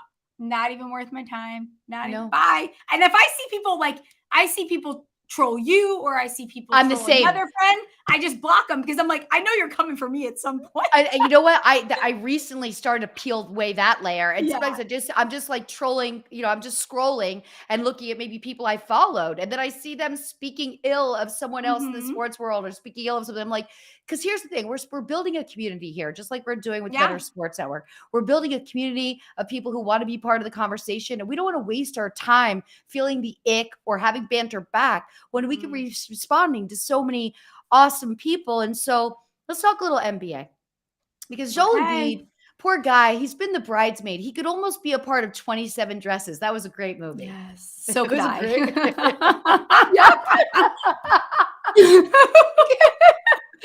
Did you save all of your dresses in a weird closet so one day you can do a fashion show for us on TikTok? Yes. Maybe that's another thing I should do. Now you're just adding to, I need to hire you as my content planner. Ideas. Yeah. So Embiid's been the bridesmaid, never been the bride. He's really, really gunning for it late in this season. Not to say, games played, we're rolling into this, but now we've got kind of a very even. What do you think about him locking it up? I'm here for it. And you know what? I will admittedly say, after I'm a Brooklyn Nets fan, I'm sorry for everyone that just found that out. When Kevin Durant was traded, my interest in the NBA, my heart did break. But Embiid is someone that again, you said it best. Always the bridesmaid. I did sprinkle a little bit there on him to win probably 2 months ago because I feel like it's coming. He's someone that's just been flirting with it and he deserves it. Give him his flowers. It's time. I hope we get there. I do too. I mean, he's averaging 33.3 points a game, 10.2 rebounds, 4.2 assists. I mean, he's getting it done. He's a monster. He deserves it. And we need to switch it up, right? And I think it's important for the Sixers since we know even though they're higher in the standings than we expected them to be, they never seem to pull it together and get past the second round of the playoffs. Yeah, exactly. And I think at this point, when are we it's time for, this is a universal thing across all sports too. It's sometimes it's okay for us to switch it up. It's all right. Let's give the guys that deserve it, the players that deserve it, their flowers. And I think it's about time. And it's too easy to give it to Giannis year after year after year. Which he's so lovable. And and he's a fantastic player. He's I so love him. lovable, and his English has gotten so much better It since you've been here. Do you remember that video of him taking his entire family to Walmart in a limo when he first came over here? Yes. Oh my gosh. That was it for me. I was like, Giannis fan for life. Giannis fan for life. Easily. It's so funny. When a couple, what was that now? Geez, this is when you and I met a couple years ago when, the Bucks and the Nets were dueling it out. And I'm like, it's so annoying because I don't want to root for you, but I love you. So it's hard to not root for him. He's a player it's hard to not root for. He is a player hard not to root for. The Mavs are really not happy with the fact that they took on Kyrie Irving and they cannot win a game. Like, talk about a bad luck charm. And I love Kyrie. I've got no qualms with him. Yes. You miss him. You had, I didn't know you were a Brooklyn Nets fan. It's great to know because we have to go to Barclay. I understand. But for the past 3 years, they have shuffled some of the most magnificent talent in the NBA. It's been heartbreaking with Ben Simmons, right? We want to see him out of the court, but he's got to be well to do it. Then you had Durant, you got Kyrie. Now Kyrie goes to Dallas and they're already thinking about shutting down Luka and Kyrie. When meanwhile, 4 weeks ago, they weren't even thinking about the play-in game. And now they're not even thinking about the play-in game from the other end. It's crazy. And you know what? And I can at least get a good laugh. Like, 3 of my favorite players ever are James Harden, Kyrie Irving, Kevin Durant. So think a little old me, all excited. I'm like, oh my gosh, this is amazing. Like, this is everything that I have ever dreamed of. Like, this is remarkable. I bought jerseys and I actually have a t-shirt that has all 3 of them on it. I have it in 2 colors. And I think, I love Kyrie Irving, and you can hate him for whatever you want, and that's fine.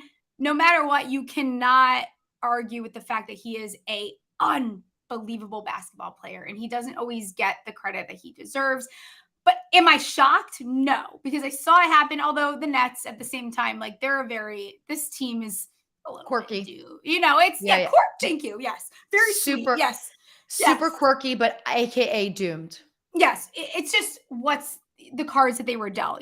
Some of us, we all know that one friend that has a black cloud following them. That is them, right? So I knew that was going to happen. I've warmed up to becoming a Phoenix Suns fan because of KD. I think that you saw, Harden, I don't think he'll ever be happy where he is. He probably will be on another 3 teams before he retires from the league. But Kyrie, now, we're starting to pick up on trends here. Like, now we can have the discussion where it's like, what's going on? That one didn't hurt as bad as KD did. Yeah, because you did get a lot of use out of Kyrie and you got a lot of drama, which also created an even bigger cloud, because when one player in a team situation goes through stuff, it affects every player. To me, I think about team chemistry and I think about timing. There's such high expectations when a player of Kyrie Irving's ilk moves mid-season. But how do you put somebody back on? Yes, these guys play basketball. I get that. But there's still something to be said for understanding team chemistry and how long it can really take that to build. So that was already working against him, if you ask me. The media is always working against him. That he's going to find his space. I just didn't expect it to be this bad. Yeah, absolutely. And it's so funny, like, you see when when Kyrie originally went there, it's like, who's stopping this duo? And now all the lines are, is this the worst duo ever? Like, and I feel like it's a little bit of a deja vu moment because, I mean, the first couple games, they're like, yeah, Luke, this isn't, affecting Luka, not affecting Kyrie. Yeah, because maybe it's a little bit, I don't know, adrenaline. Now they're excited. It's a new thing. Oh, now the dust is settling. Now you get it. Now you understand where, Celtics fans were coming from. Now you get it where Nets fans were coming from. Sometimes these big stars, like, it doesn't always work out. And you look at, the Mavs and the situation that they're in now, and it's, I can't say it's totally shocking either. But then when you go on the other side and you talk about your boy KD, KD goes, okay? As soon as he gets on the court, what do? They win. And now the Suns are gunning for it. And the odds on the Suns 3 weeks ago were so incredibly different than now. That's why I love that you are constantly looking at the books. And I think a good bettor is constantly looking at the books to see where you can get an edge. You don't wake up on Sunday and place your bets for the Sunday games. You look weeks in advance. You're looking at futures. You're looking at things because the bookmakers are not dumb. They don't want to give money away. So you can't be in that spot. The fact that you made a golf bet after coming home from a bar and got great numbers is everything to me. How often do you look at the books when you are home? Yeah, it's really important, honestly. And I think, we will talk about the NFL draft at some point, and there is a lot of value in, getting ahead. Futures are one of my favorite markets, one of my favorite things to bet because even the Yukon Huskies, for example, Connecticut, born and raised, I didn't get in as early as I wanted to, but during the Elite Eight, I got a plus 550, which isn't awesome, but it's way better than the minus 325 that my brother's texting me. Hey, can you place? No, I'm not placing a bet for you at minus 325, sir. Like, absolutely not. Like, we're not doing that because the value was earlier. That's where the value is. If you would have placed that bet before the season started, the numbers are so crazy. Yeah, and I'm a little sometimes I'm skeptical. I also will psych myself out, and I'm like, if I bet them, they're not going to win. So I did wait. I wanted to place that bet earlier on. I did not, and finally I pulled the trigger. And great payout still. Regardless, you still are getting that value. But yeah, you're looking at the Suns to win the title plus 500 right now. That number was totally different a couple months ago. Yeah, because look, everybody was looking at the Denver Nuggets, which we know they'll go so far, but this is the very first time the Sacramento Kings have clinched a playoff spot since 2006. Now, to go back real quick to Kyrie, I was talking with a friend today. Kyrie may be a good fit maybe with LeBron next year with the Lakers. And to touch on the Lakers as well, did not see this late season tear coming, was writing them off 3 weeks ago. Yeah, absolutely. And I think, the Lakers, it's so funny. My company, I feel like I work with all Lakers fans. Well, yeah, because they're from California. They're from the West Coast. Yeah. We're getting a studio now. I feel like I'll be at a couple of Lakers games. It's going to be a very good time. It's an interesting bet. I'm very tempted to maybe take the Lakers. Maybe it's to appease my boss. But I don't know. It's plus 1,600 right now. Crazy. Yeah. Lakers but now's are plus 16. Now's the time. You're right. Now is the time. We've got Wiggins coming back for the Warriors, which I think is going to be a big difference. I love him. Love Wiggins. Mm-hmm. And I believe he's been the missing link. They're sitting in the 5 spot. When you look at how things can shift, the Knicks just fighting to get in. The Lakers have this game tonight, Lakers-Clippers. This could be a great game because this game absolutely matters. What are you looking at right now when you look at the playoff push? The Kings are like this very nice story and also prove that you can't, everything is still unpredictable. There's always going to be this little slight Cinderella story. I promise you can count my Nets out. I will not lie to you. I have a ticket on that because I was still blindly optimistic before the season started that the Nets would not mess up and KD would still be here. We thought Simmons was healthy at the beginning of the season. The narrative was totally different at the beginning of the season. This was the season where Kyrie wasn't going to have to worry about not playing because of the vaccine thing. This was the season. I get where you put the bet down. Yeah, and it's hard. And then this is where you're the homer and you kind of start slipping in. I never quite knock off the Grizzlies. I know it's I'm a little something about them. Agreed. I don't know what it is. Probably because I've been to a couple of games and I'm just in love with that team and the dynamic.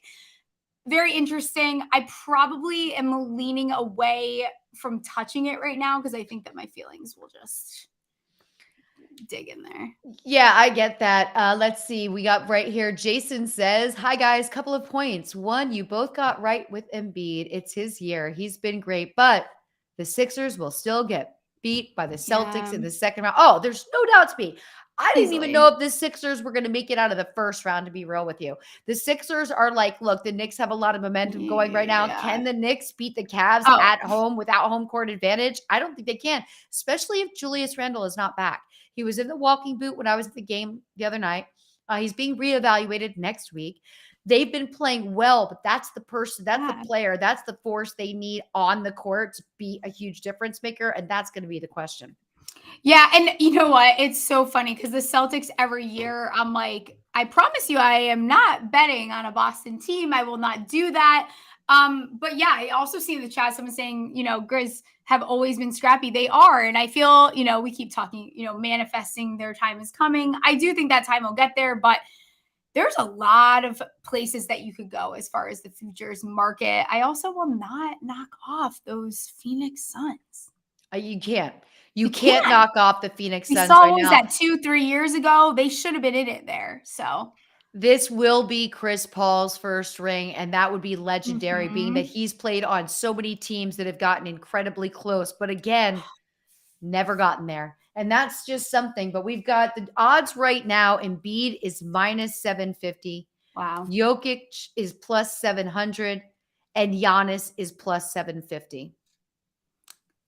Interesting. I know, but is there still like Giannis like plus 750? My Lord. Probably not touching it.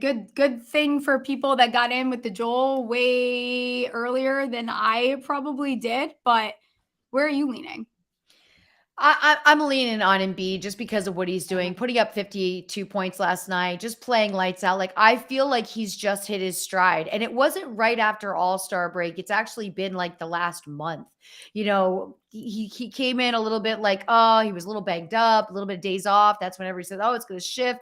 If you look at these players that are eligible when it comes between Giannis, Jokic, and Embiid, they've all missed about the same amount of games.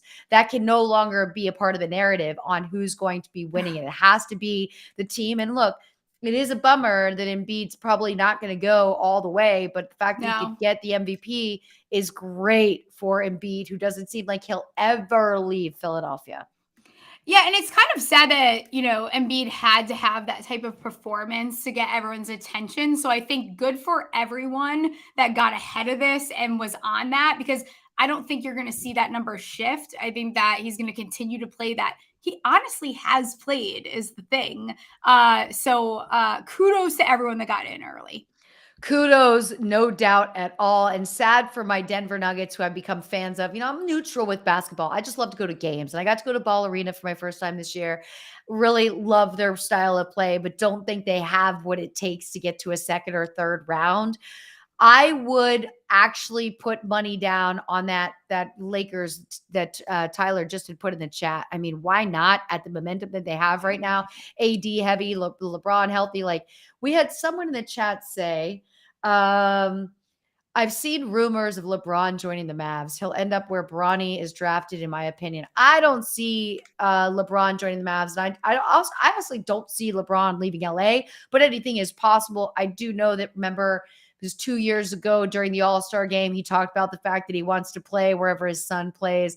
I think that's great, but I think you should let Bronny have his own experience. Yeah, 100%. And I think also, with every sport, there is a lot more that goes into this, a lot of politics that we don't see a lot off of the media channels. So I think that they will end up playing, LeBron's not going anywhere until he plays with his son. I think that he will allow Ronnie to have this experience. And then, yes, at some point, I remember listening back. I mean, this is like 4 or 5 years ago, listening to LeBron talk about how the plan is that he is going to wait until his son is in the league. He will play with his son. And then, whatever happens after that happens. But yeah, that's another thing that's going to be interesting to see how it plays out. And normally when we start Bettor Sports Live, we kick it off, we tip it off with Ricky's props. So Rick Kamla, who cannot bet because he lives in the state of Florida, like, I don't know what I'd be doing if I lived in a non-betting state. I remember before it was legal in New York, everybody was just taking the train one stop to Jersey. The whole train was just all draft. The stop was just DraftKings, FanDuel, added. Everybody's just getting off, place their bets and going back. It's ridiculous, but now we can do it from wherever. But he does Ricky props, so we usually get over what's going on in the NBA tonight. So I'm going to recap some of these games since we've got a couple of games in the third quarter. And your Brooklyn Nets, my friend, are 78 over the Pistons 59. So we've got the Nets 78, Pistons 59. The Knicks are playing a little bit slow tonight, but it is halftime 70-67 taking on the Pacers. The Wizards are kind of hard to watch at this point. It was like if the Knicks did not win on Sunday against the Wizards, the game that I went to, I was like, this would just be it for me. I would be so done. Hawks over the Wizards 53-49. We've got the Celtics over the Raptors 52-40. That's still in the second quarter. The Bucks are over the Bulls 39-36, and the Grizz over the Pelicans 18-17. I think this is another great game to watch right now. Grizz Pelicans. Someone mentioned in the chat about the Grizz being scrappy. So can the Pelicans be when they want to, and that's what they're showing us tonight. This will probably be a close one till the bitter end, but so different after watching nothing but March Madness in these low-scoring games to then go back to an NBA game that's like 130 points the Knicks are putting up. You're like, okay, can somebody defend something? You realize how fast paced the NBA is once you start watching college, and it's no knock. It's no knock at all. It has nothing to do with the fact that my alma mater, University of Arizona, got knocked out in the first. It's a little bit slower, right? It's a little bit slower than the NBA. Yeah, but before you guys got knocked out, the week before March Madness started, there was that buzzer beater, more than a three-pointer shot. Oh, what was his name? Like, it's slipping me right now. But, when you watch a game, you put notes in your phone because you never want to forget this kid's name. It was like, I watched that game and I was like, now I'm ready. Now I am in the mood for March Madness. But then, like, last night's game, Monday night's game, I was like, okay, I'm ready for this to be over. Like, I'm done with this now. It's making me miss, MLB started. It's making me miss other NBA games. But like, once you commit, you got to commit. I did a bracket. Of course, it busted right away. My final two teams were Alabama and Houston. They didn't even get close. It was quite the, brackets were busted like no other this by day year. 2. By day 2, the stats of brackets being busted was just out of control. I want to remind you that the Masters are here and you need Fantasy Alarm to set your daily fantasy sports lineups and make the cut with the award-winning DFS playbook. Get winning plays, analysis, projections, lineup generators, and more. And for a limited time, get the PGA playbook plus pro DFS playbooks in all sports at half the cost for the next 6 months. Use promo code MASTERS at fantasyalarm.com and dominate DFS with the best in the business, fantasyalarm.com. Let's hit a little bit of that draft talk when we get back. Let's talk a little bit of NFL futures because this is when I start to feel like I want to start spending money on some basic bitch shit, which is team totals. Like, that is as basic as it gets to just get it started. And to do it before the draft is even more fun because you can look at these teams and I can think, do my Dallas Cowboys ever win more than 10 games? No, they really don't. So we can figure all this out. We're going to talk with everyone in the room. So if you have any, you can throw them in the chat while we're at break. We've got them all pulled up right here. We're going to look at team totals. We're going to talk NFL draft all right here with me and the lovely Steph Smalls, Bettor Sports Live on the Bettor Sports Network.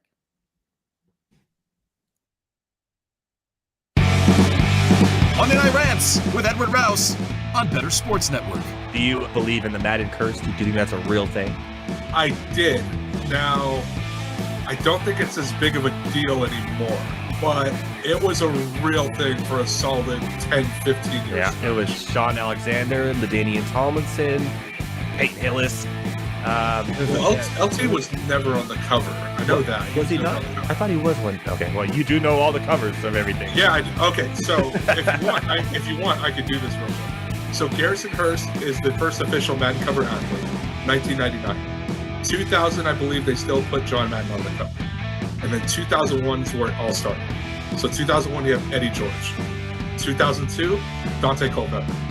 2003, Marshall Falk. 04, Michael Vick. 05, Ray Lewis, first defensive player on the cover. Okay. 06, Donovan McNabb. 07, Sean Alexander. Okay. 08, Vince Young. 09, Brett Favre. Okay. 10 is a trick one because it's no way you know. And Larry Fitzgerald. 11, Drew Brees. 12, Peyton Hillis. 13, Calvin Johnson, I believe so. You're right. 14. No way you know all this. 14, also a trick question. Uh-huh. I believe that's the Madden 25 cover, and it's Barry Sanders. Unless you got it for the new consoles, in which case Adrian Peterson Oh my God. was on the cover. You're not cheating. You're not looking at. Swear on my life. Swear on my life. Okay. Keep on going. 15, you have Richard Sherman. Okay. 16. Oh, okay, hold on. 16 is Odell Beckham. Okay. 16. 17. Now, this is the one I get mixed up because 17 and 18 are back-to-back Patriots. They are. 17, I think, is Gronk, and 18 is Brady. You are correct. 19 is Antonio Brown. Correct. 20, Patrick Mahomes. Oh my goodness. 21, Lamar Jackson. 22, Brady Mahomes. 23, John Madden. But yeah, dude, I'm a cover nerd when it comes to this stuff. We now know, but that was really impressive. I don't know how. Thank you. That's literally 29 of them or something like that. Wow, that is. You did not miss a single one, and you even got the special editions where they had 2 people on the covers. Monday Night Rants on Bettor Sports Network. And we are back right here, just like so I could sing a little intro music, but that just won't happen. So we're not doing that to anybody. It's not my strong point. I do sing happy birthday once in a while on Cameo. And after I do the message, I say full disclosure. Now you know why I wasn't a singer. Yeah, I do the same thing too. There we were. And we are back. Steph Smalls joining the show. You can follow at Stephie Smalls on all social media. If you are not following on TikTok yet, you are truly missing out. And we are here with you, Bettor Sports Live on the Bettor Sports Network. We thank you for being here in the chat with us. And let's talk about it. We've got team futures right now for the NFL already dropping. Meanwhile, we don't know where quarterbacks are going. We don't know where wide receivers are going. The draft is still around the corner. We don't know what teams are going to be doing. But out of these, which ones do you like the most, Steph Smalls? Yeah, we look at it. Your Cowboys are interesting. We'll get into that. What do those Jags look like right now? They're a team that I think is very. So now, the over 10.5 wins for the Jags is at plus 115. The under 10.5 is at minus 140. Oh, gosh, is it crazy to say that I don't hate the over? I don't hate the over either. Look at the momentum that they picked up late in the season. A couple new pieces coming in as well that can really help one Trevor Lawrence. I think this could be a big season. Yeah, and here's the thing too. You look at last year, they won 9 games, 9-8 was their total there, over a 500 team. They're also in the AFC South, who, let's break it down. We've got the Tennessee Titans, who have basically been hanging on by a thread for quite some time. And that thread was held together by one Derrick Henry. Okay. And it sounds like they're shopping him. Again, another situation. What's going on here with quarterback? Because I don't know that they are totally convinced with what I don't even think they know what they're doing. Very excited for Treylon Burks, someone that I will have a lot of exposure to in fantasy, in best ball especially. And then you've got the Colts, right? The Colts we could spend this whole 3-hour show talking about those damn Colts. Colts, I don't think are in a much better of a situation than they were last year. We saw how that went. Yes, are they probably in the market for a quarterback? Absolutely, they are. That's not something that you can even argue. And then you've got the Texans, who I will say, actually, I wonder what their win total to give is that at. number on the Colts right now, over 6.5 wins. Let's just say hypothetically you're playing for the Colts. You're a team manager, maybe you're their social media person, and you see this is what the world expects of you. I would hope that you would take the minus 140 for the over, but most likely you're leaning towards, because you are in with the organization. You know how poorly things do go. You're going to take the under 6.5 wins at plus 115. Oh, absolutely. And I see Andrew Jeffrey in the chat saying, why don't the Colts get Lamar? They are just so bad without a real quarterback. And they are one of those really frustrating teams, because we've seen them do this for years, just years. And we don't need to get into the history of their quarterback. But the issue is, until the Colts want to really commit and like they're very like shit or get off the pot. Like it's time to actually do something, make a splash, go after a guy, whether that is a Lamar Jackson. Like don't go for don't let a quarterback fall to you. You guys need to figure it out. And I think then you look at the Texans too, who I am probably a little bit higher on, another team that probably a little bit of a soft spot. 5.5 in that division. I think if you want to take the gamble, and we are all gambling people, I don't hate them to get to 6 wins. Maybe they could do it. I don't know. Look, they brought in a new coach that has I been love. resuscitating the organization, the fans, the also draw of players wanting to go and play in Houston, which was an issue. Now, no more Brandon Cooks doesn't mean they're not bringing in other pieces. So I like the Houston Texans. It's over 5.5 wins, -110. The under 5.5 wins is -110. There's no way they're losing more games than that. There's no way. And you look at it this way too. Like if the Texans go, let's just say, if they're able to, go ahead and say they figure something out, they get CJ Stroud, right? They also can go and get a JSN who knows CJ Stroud very well because they played together. And I think that if the Texans can have a really good draft, like I've been saying this for a while, there's a lot of pieces I do like about the Texans. One of those teams that they haven't been able to put it together. Are they putting it together next year? No, but 6 wins in the NFL is not a lot. I couldn't agree with you more. I think one of the interesting things here too is when you look at the Los Angeles Rams. The team total right now is 7.5. The over is +100. The under is -120. Here's why. We don't know what the Los Angeles Rams are right now. We know Matthew Stafford wants to come back and play. Okay, there's that. We've heard very little about how Cooper Kupp is recovering from this injury. They don't seem to be interested in Odell Beckham, which makes me wonder, like, do you have something up your sleeve that we don't know about? Their running back situation, are you keeping Cam Akers? Because remember last season, week 4, Cam Akers was like, I want to break up with you. I don't want to be with you anymore. And then Cam Akers finishes the season strong.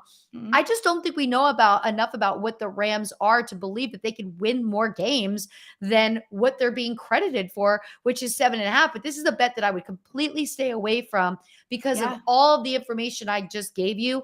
Lack of information. I don't feel good enough one way or the other. Yeah. And you know what? The Rams, and maybe they're getting like this weird market boost because, you're in the NFC, but right now, you look at last year, they had 5 wins. They kind of sold their soul to the devil. So yeah, they got the Super Bowl and that's awesome, right? That is the end goal. But was it worth, maybe what the next 5-10 years looks like? We can go as far as to say that. You're also in a division, the NFC West, who 49ers are still in a good spot regardless. No matter what, they're just getting better. It doesn't matter. Like they're a team that is so built for success that you can plug and play a quarterback at this point and you're in a good situation. And then you have the Seahawks who, and no one can lie, I know all of you were taking the under on their win total last year, which they exceeded by 4 games plus. I believe at one point it was either 4.5, 5.5. And the Cards, they're a shit show. They're a shit show, and that's the best way to describe it. But I think the Rams are in a not a very pretty spot right now. I would lean the under on that bet. But again, another team that I'm probably staying away from. I don't trust the Stafford stuff. I don't think we're getting the whole story. I wouldn't be surprised if Stafford does play, we're not getting a full season. That is something. How can we? And why should we? Yeah, why should we believe it? When you brought about San Fran, it's a great point. They did show us last year with 3 quarterbacks going in there, plug and play, and getting it done, right? So that's what we see. But Stafford's had major injuries. This isn't just an injury-prone situation. These are major injuries. This back injury, this injury. The only way Cooper Kupp can succeed is to have a quarterback can sling it. And yet we don't know if Cooper is going to come back in 100% spot. But let's just get there. Let's go to my team, my Dallas Cowboys. We no longer have Zeke, which you know what I'm okay with. Yeah. Picking up Ronald Jones, I'm not okay with. Okay. That had to be the worst news I had gotten. I was like, okay, I had just ripped off the band aid. We don't have Zeke. We don't even know if Tony Pollard is 100% as of yet with that late injury. Okay, great. But I do believe in Tony Pollard. Zeke was really, Pollard did all the work last year and Zeke got to get all the touchdowns. I find that to be incredibly unfair, but I get it. You're going to just terrorize Zeke's body by throwing him into the scrum. Smart move. Now you get rid of him. But really, what do you think we can get with Ronald Jones? And like Ronald Jones is one of these lucky dudes that has Super Bowl rings where he played very little. He has a ring for not playing really at all last year in Kansas City. He gets the ring the year before in Tampa. What can Ronald Jones do for my Dallas Cowboys? I don't know. Talking about you bring in my my New York Giants, like Ronald Jones is a warm body at this point. If you're a fantasy football player, you know the pain that Ronald Jones has probably caused you. You have probably continued to draft him. Maybe you got out early, maybe you did not, maybe you fell into the hype. Again, Ronald Jones doesn't do much for me. And then you start hearing, right, like Zeke is actually going to come, and again, wouldn't shock me with your Dallas Cowboys. Not a totally shocking thing. Tony Pollard would love to see what he can do. My concern is the fact that Zeke is a fantastic blocker. That is something that the Dallas Cowboys were really heavily leaning into. So my hope is for you guys, not as a Giants fan, but my hope for the Dallas Cowboys is that you're going to have to compensate for the fact that Zeke isn't there, because I think he was playing a bigger role than we were seeing fantasy football. And I agree. And look, that's why I was so bummed about bringing on Ronald Jones, because I don't think he's a fantastic blocker. Because if you recall, Leonard Fournette had the trust of Tom Brady in Tampa Bay. Ronald Jones didn't. And that's a blocking situation, if you ask me. And that's a big undercover. And you're right.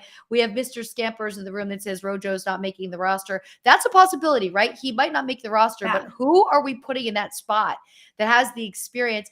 I didn't love letting Zeke go, but I thought we would be making room to bring in another really good blocking running back, a stud. So it was just like, okay, I had hope. And then Rojo, I was like, oh, this is like a bookmark. What are you doing? You're just holding the page. This is not going to succeed or protect Dak, which is a thing. But when we look at the totals right now, Dallas Cowboys win totals over 9.5 is -130. Under 9.5 is plus 110. Where would you go with that, Steph? Yeah, you know what? And I think you definitely said it before. These Dallas Cowboys, you can count them for 10 games a season, no matter what, whether it goes over. But I will say that NFC East, we're only 2-3 years removed from this NFC least thing. This division is headed in a direction where we're actually going to get some much better football than we've seen the last 2 years. You're seeing the Giants kind of take stake in their players. They're going to get another draft under Joe Shane. I also would not knock off these we don't know what the Commanders could be every single year. We say this, who the hell knows? It depends what draft they have. But I think the Cowboys and the Eagles still at this point, they're going to continue to run this division for maybe not much longer. I don't know. We'll see how it goes. The Eagles have a lot of turning pieces coming here soon, but those Dallas Cowboys, no matter what, they're in a good spot. You keep guys healthy. The line is always going to concern me. It's interesting to see what they're maybe going to do in the draft. They're a team that I can never figure out, because they're going to be the ones to, jump to get a wide receiver that they want, or they're the team and that not build the line. Yep. Yeah. It depends on the direction they go, but come on. The Dallas Cowboys are normally good for at least 10 wins. At least 10. This is 9.5.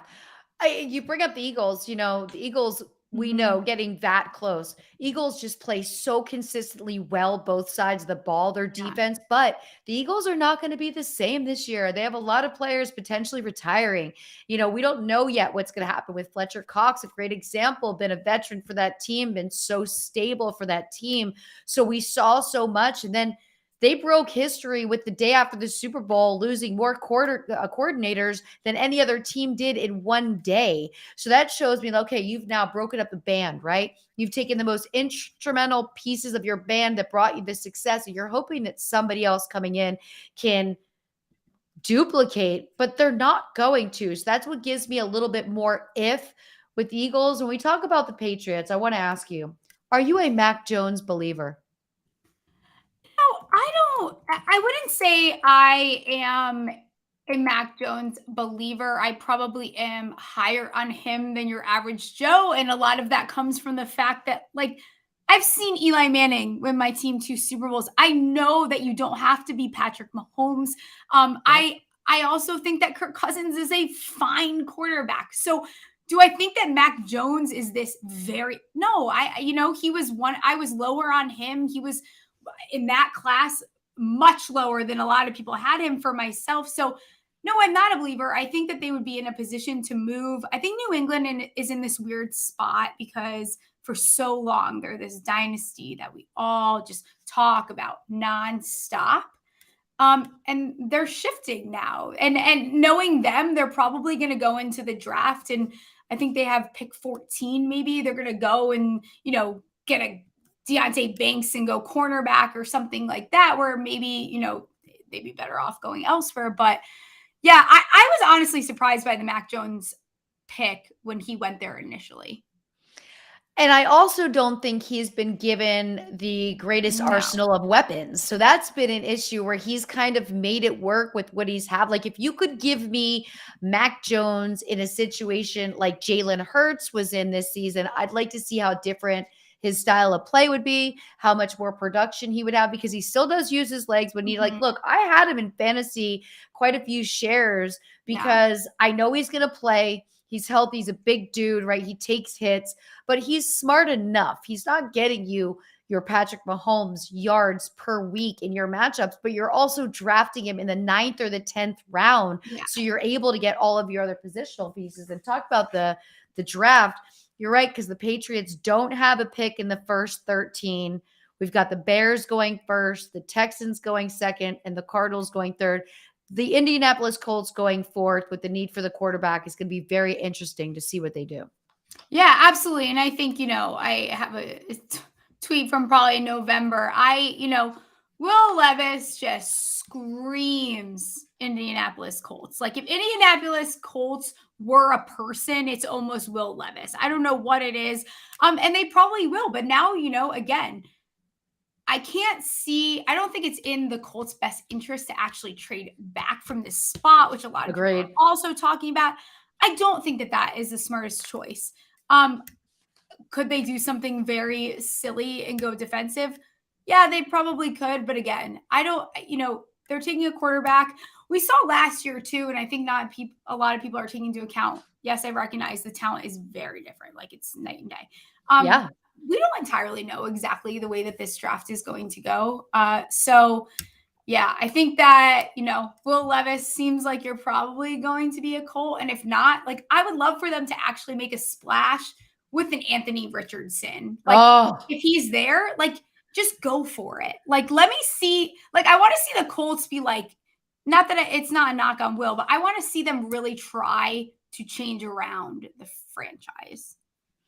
And that would be the moving piece. And, the movement of, like, the Texans between the Bears. I'm glad that the Bears have made that decision that, like, we know we're not taking a quarterback. We don't need to. Yeah. But when you look at the first couple rounds of this draft and you look at Bryce Young, do you think his size is going to hurt him? Because from what I've learned about him through listening to coaches talk about him, through players talk about him, is he way makes up for his size and his football IQ. Yeah, and I've heard that too. And it really sounds like this kid's football IQ is something that, we see teams actually. This is where you see the Twitter trolls going, wait a second, why did that happen? What? It's because you are not an official scout. You do not know what people are exactly looking for. Again, so talking about futures here, I do have a future on CJ Stroud being the first quarterback taken off the board. You will not. What did you find get it at, question. and where did you I bet got it at plus 300, 350 at FanDuel. And then probably like a week later, we had all the CJ Stroud stuff come out. But I think, again, like, is there a spot where this is smoke? Is there a spot where Bryce Young is the number 1 overall pick? Sounds like there is a very big possibility. I have heard that CJ Stroud is someone that they are very interested in, though. So, but again, we see this every year, right? Remember Malik Willis last year? Yeah. Come on. And we know that there's, like you said, this is smoke season. This is a great time to kind of, you're kind of throwing people off. Our producer, Tyler, who you can follow at Heavy T on Air, just put in the chat, Lance Zierlein, he has put out his mock draft. He's got the Texans taking Will Levis at 7. And he's got the Texans taking Will Levis and the Patriots taking Richardson at 14. So that means the Texans would take that 7 spot and they would go with Will Levis, and then Patriots would take Richardson, which would be really hard for Mac Jones. Yeah. And then, and then you hear, again, I take it with a grain of salt because Joe Judge, I unfortunately had the privilege of coaching my team, and I think he went over there. It sounds like that did not go well. We all know the Patricia story. I don't love that at all for the Texans. That feels very hot takey unless they are to trade down, but they also still have draft capital. So they do. It doesn't entirely make sense. Like, I think the best case scenario for the Texans, get CJ Stroud, pair him with JSN, and go on your merry way and figure it out from there. Like, or honestly, a lot of these teams, when you're not going to win 7, 8, 9 games next year, 10 games, if you're not going to make a play, just take the best player available and go. Like, don't build your team. Yep. Yeah, build it out. You got to build the roster. And, a lot of teams, they don't, you see the depth on the chart. These guys, none of these guys got drafted from the team that they're on. And I think the teams that have had success are the ones that were able to keep around the players that they drafted within their program. Yeah, and I think it's really important for us to be looking at how we really think these players, we know positions like running back and wide receiver have a much better chance of succeeding within their first season in their new home than, let's say, a tight end or a quarterback. Quarterback, it's not the worst thing in the world to get drafted and not be playing immediately. It wouldn't be the worst thing in the world to sit behind Mac Jones and be a part of the Bill Belichick organization. As for the Seattle Seahawks, who still get to benefit from getting themselves rid of Russell Wilson, I'll ask you, do you think Russell Wilson has a better season this year, or do you think Russell Wilson still disappoints? I mean, he got the bag. He definitely looked heavier, which to me changed everything about his technique last season. He had the most dad bod of any quarterback I'd seen in a long time. Here's the thing. Like, first of all, we'll just start off with, can you have a worse season than he had for Russell Wilson? I was very skeptical going into this. I think that there is pieces of like this Nathaniel Hackett and whatever it is, but we're seeing a franchise, right? We're seeing players screaming at each other on the sidelines. They're not putting it together. All the pieces are there. I still stand by this take. I felt this way from day one. I think the Seahawks won that trade. I think that is a beautiful way to get out on a guy towards the end of his career. And you saw what they did. What, they win 9, 8 games last year? They were fine. And I think that, does he play better next year? Yes. But again, it's, you see Tampa with Brady and Stafford with the Rams, and everyone's expectation is, oh, this is possible. Oh, we can win. You know how many people must have lost money on Super Bowl tickets for the Broncos? Oh, everybody was so many. hot on it. And it shows you the narrative that can be behind the narrative of Russell Wilson getting that much money made everyone really believe he was a better quarterback than he was. And then when you flip the script and you look at Geno Smith having this resurgence on his career, which was beautiful, we also learned that Seattle was a better team than we thought they were, and that we thought it was Russell Wilson that made Seattle better.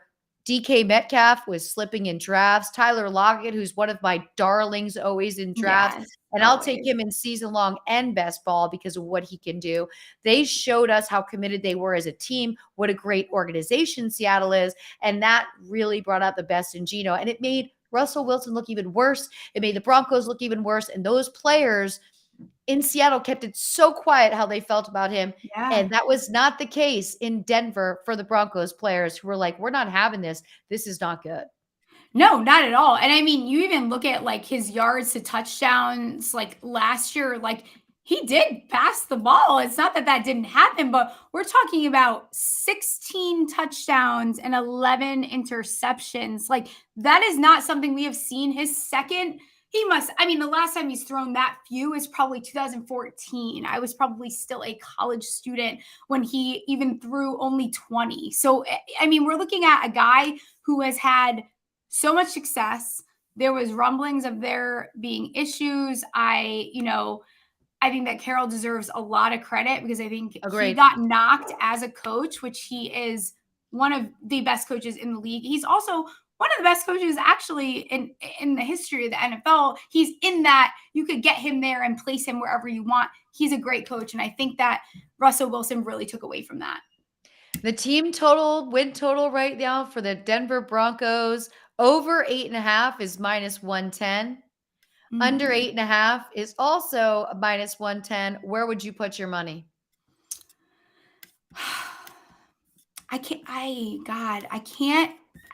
Why can't I do it with the Broncos? And maybe because there's some bets to me, I can't get there either. And that's why we don't force bets, right? No. When I look at something and I read it and I automatically feel no confidence towards it and I have to overthink it, I think this is money that I'm just going to be spending. Why do I want to spend this money? Because in a week, there's going to be new things I want to bet on. You don't have to place every bet. And when you get that feeling right away where you're uncertain, that's really the best way to keep yourself from getting bitter about betting, getting yourselves in situations you don't want to be in, and having too much money floating out there unnecessarily. There's so many other things to get in the mix of. But tomorrow you are going to be getting in the mix of, and every day for the Masters. Watch the Masters and join us for Bettorcast tomorrow morning starting at 10:15 Eastern Time.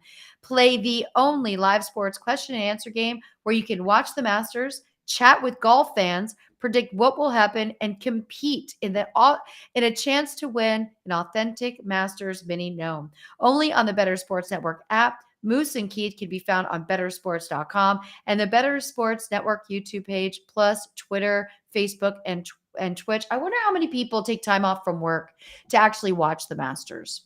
Oh, there's got to be a ton of people. And there's no way that people are fully tuned in.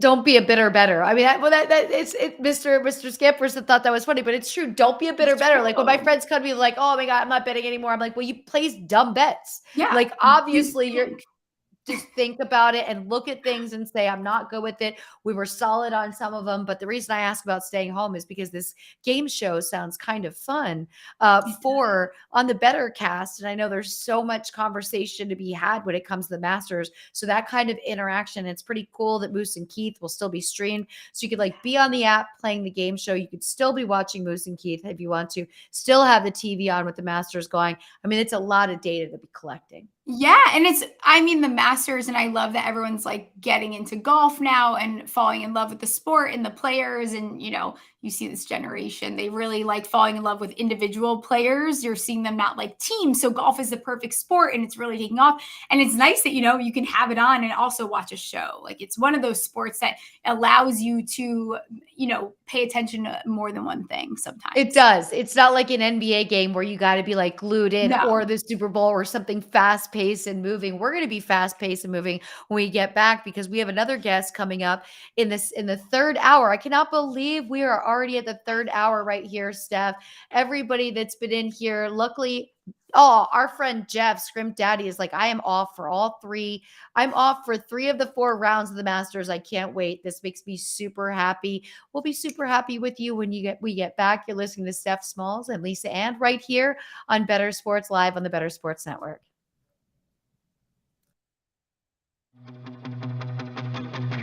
Talk sports with Lisa Ann and Rick Kamla, Wednesdays at 7 p.m. Eastern, exclusively on Bettor Sports Network. Let me say something about Tiger. You know, Tiger has had to redesign his entire swing.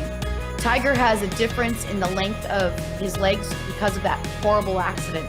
You know, in golf, there's no like, hey, you can't walk the greens, you have to take a cart. So I assumed by day 3 on Sunday, you know, the inflammation would start. He took a couple breaks where they take care of his back a little bit, but it is fascinating watching him. So it gave me this thought, like, is he that skilled at golf?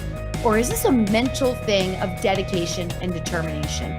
He is so dedicated to the sport that no matter what, he's relentless to it. And the dedication and determination goes to the golf, the swing, the playing, the walking, but it goes to his overall health. The average person who doesn't stay in great shape, gets in an accident like that, goes through multiple surgeries, is not recovering and going out there to walk.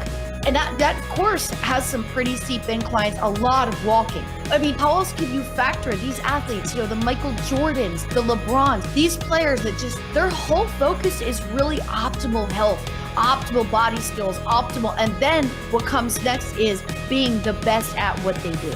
I think you just hit on why Tiger still has that drive. I don't know this. I don't know the man. It could just be love of the game. It could be, yo, I want to make as much money as I can while playing. Could be all this stuff. But LA, a lot of people think Tiger Woods is the GOAT of golf. And I don't understand how you can be the GOAT of golf when you are 3 majors short of Jack Nicklaus. Okay. So like LeBron, I don't think he cares what guys like me say anymore, right? He's past Kareem. He thinks he's the GOAT.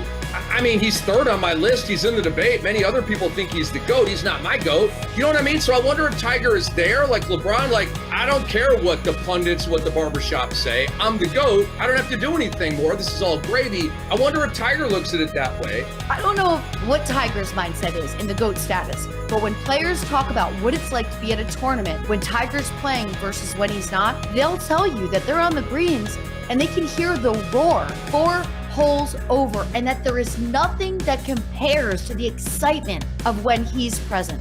Bettor Sports Live, Wednesdays at 7 p.m. Eastern, 4 Pacific, exclusively on Bettor Sports Network. Or listen whenever you want on the app with BSN On Demand.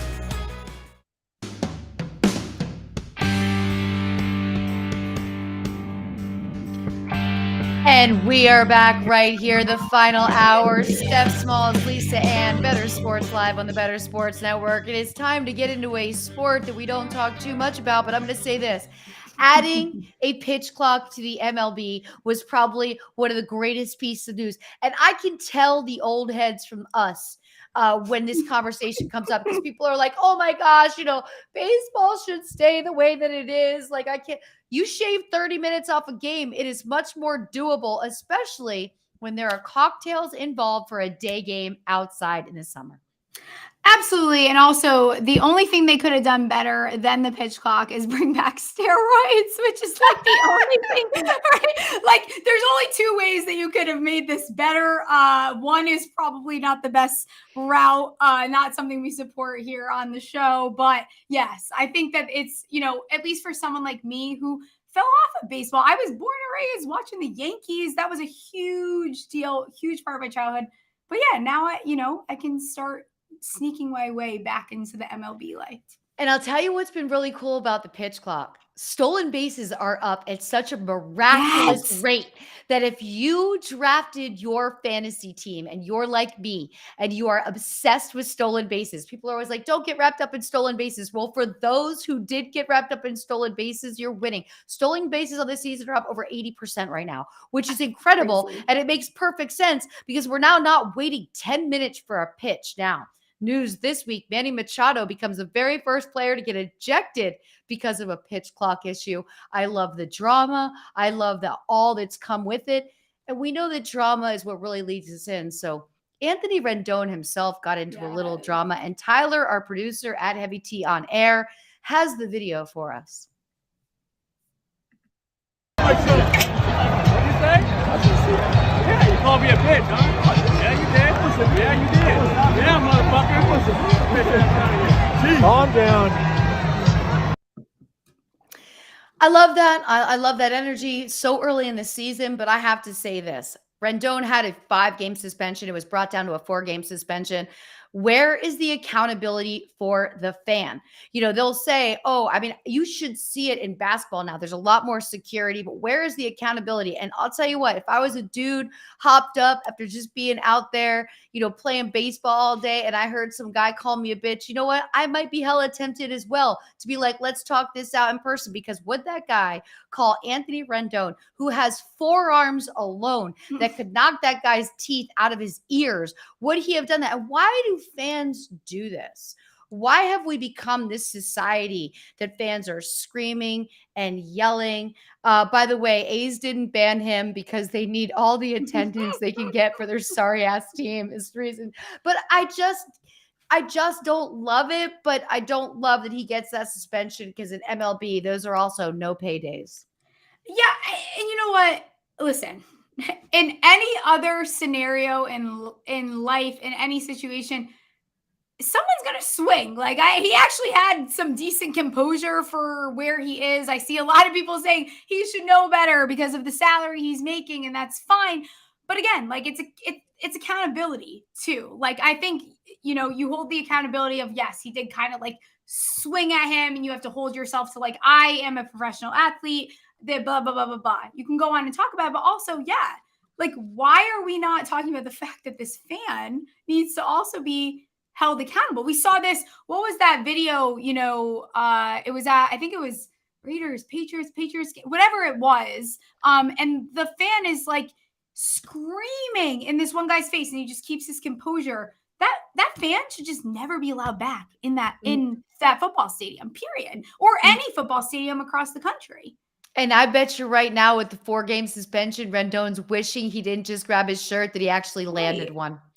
To just land one. But, the fan said, look, the fan called him a bitch. So Cap was on the chat said, what did the fan say? I thought he just said, you suck. Yeah. Does a fan deserve that? Look, I understand there's taunting. I was great when I was at Ball Arena watching the Nuggets. Their fans all get together and they like yell at the refs, and they start this whole chant, you suck, you suck, to the refs. Yeah. I get there's that in sportsmanship, but in baseball, especially, if you remember growing up, maybe going to games, families bring their kids to games. There's just no need for that type of animosity. There's just no need for any of this kind of banter, but you're actually directly saying, look, you say you suck, that's kind of a sports thing. But if you're directly calling another man a bitch, those, to me, where I'm from, those are fighting words. Oh, yeah. I mean, that is totally different. It's so funny. My quick little story, Yankee Stadium, probably one of my first games there. The guy behind me was chirping, and he's trying to keep it kind of PG because I'm there, my brother's there. And he's yelling, I don't even know what player, who it was. And he's like, yeah, you're just a cupcake with no icing. And I guess for weeks after, that's all I could say, like, very friendly, because my mom tells a story all the time. Like and then for a while, I'm just talking about, cupcakes without icing. I'm telling people at school this, you're a cupcake with no icing. I got in so much trouble for it. And, but again, like, this guy, and maybe it's the way it's situated and the fans are so close to where those guys are bad scenario. I mean, calling a guy, we're calling him a bitch, and what are we doing here? What are we doing? And also, it's kind of like the guy with one follower that said we only had 7 viewers. Yeah. Buddy, you've probably never been athletic enough to play a game of baseball, let alone travel for 10 months of your life and live on the road for this sport with the endless amount of games. Yeah. It is such a tough sport to follow, especially when it comes to anything other than DFS, right? DFS is fun. You're going to watch a couple of games. Maybe you want to get in the mix. But for season long, it is a long season to manage. It intersects with NBA, it intersects with NFL. I find that, like, everybody kind of loses interest if you're down on that lower 4, lower 5. But as a New York Mets fan, I hope things turn around, but our home opener is going to be a flooded, rainy mess. So our first game at home, poor Mr. and Mrs. Met with their big heads have to get really special umbrellas because they just can't use a regular umbrella and not get wet. No, they cannot. And it's a little bit on brand, I will say, for the Mets to have like this rainy, very torrential type. Maybe it's a little bit of a foreshadowing here. Always impartial to the Mets, despite being a Yankees fan. But yes, I think, fans are so entitled. Like, you're not going to walk into someone's workplace and you're literally in their workplace. It's like going up to his cubicle and saying, "You're a bitch." What do you think is going to happen? Especially if there's someone from, and I don't know where exactly he's from, but good Lord, like, you say those things around some of us that are from the Northeast or from Philadelphia, you're going to get yourself smacked. By the way, Mr. Scamper says he's definitely using that chirp, by the way, because nothing could be worse than a cupcake with no icing. No, it's horrible. Think about it. Awful. It's Your like having just biscuits a got mini no cake. gravy. Here's another one. All of that. It's me. Travis is in the room. Great to see you in the room tonight, Travis. And thanks to all of you who are in here with us chatting. I don't know if you put any money down on the MLB, but let's talk about some of the odds. Right now, the odds for AL MVP, Shohei Ohtani at plus 180, Aaron Judge at plus 600, and Mike Trout at plus 800. You got any feels on these, Steph? I don't, like I said, now that I'm creeping myself back into loving MLB. Our dear friend Allie also will not let me live it down. She is all in on those Braves, no matter what it is. Spencer Strider is one of my fantasy pitchers. I don't have a strong take on MLB, and I'm okay with that. I'm okay with flirting and rekindling my relationship. I'd actually love to hear where you lean. Well, I think the downside for Mike Trout and Shohei Ohtani is the fact that they're playing for the Angels, we've got the best talent on one team, and they can't seem to get themselves recognized, acknowledged. It's that same kind of thing with the Nets and the Knicks. No matter how good the Nets are, everybody's still more in love with the Knicks. They fall under that with the Los Angeles Dodgers, but Aaron Judge had such a monster season last year that I think what's going to work against Aaron Judge is the fact that the expectations are so high. He hit a home run day one, and all of a sudden everybody's like, well, if he hits one every game, then he's going to exceed. Just because he hit a home run opening day of MLB doesn't mean he's going to beat that total from last season. So I think people get ahead of themselves. But if Shohei Ohtani stays healthy, I would take the plus 180 on Shohei, because I really love what he does. The fact that he pitches and hits, the fact that he is so good that he doesn't need rest days. If you think about the schedules that a regular MLB pitcher has, getting so many rest days, and the fact that Shohei is like, I don't want those rest days. That's not good for me. I want to be up. I want to be batting. Like, that's just, we haven't seen it done for this many seasons in a row. We saw Babe Ruth do it. I think it was 2 seasons, but I like the Shohei. I'll go to odds for NL MVP. And then we've got, we're going to bring in Andrew for our call. Love the odds, it. Yeah. The odds for the NL MVP, Juan Soto at plus 600, Trey Turner at plus 700, Ronald Acuna Jr. at plus 850. These three right here, what I picture with all three of these is the amount of stolen bases the three of these are going to get. They're going to be stealing bags, because the pitch clock works in their favor. And I don't see Aaron Judge wasting his time. Why does he need to be fighting to steal bags, right? It is that is going to be the difference there. But let's do it. Tyler's got a call that he feels really good about. Okay. We trust Heavy T on air. Oh, that's lovely. What a lovely surprise. What up, gang? What up, Andrew? You gracing us with your presence. I just wanted to call in to call you guys a couple cupcakes with no icing.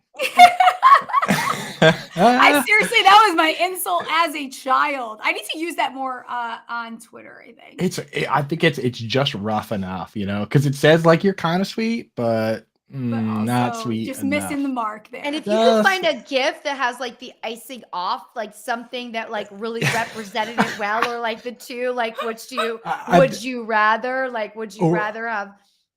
Yeah, a picture of a cupcake just that fell like frosting down on the ground would be just right. Ideal. Andrew, it is great to have you here. Let's talk about what you want to talk about. Are you on the MLB tip? Are we talking NBA, a little NFL futures, or are we talking with you about the weekend ahead, the Masters? You know that I'm a football guy, which is why I come on here to ask you ladies about golf. I want to know. So I've been invited to a bunch of pools. I truly am not plugged in. So I want to know the Stephie Smalls ringer player. I want to know the Lisa Ann ringer player. What do you guys have? I want the deep cuts that are going to make the difference. Because we all pick our favorites, but I need that. I need the ringer. So what do you guys got? Steph, you go first right here. Hey, listen here. And we talked about this a little bit.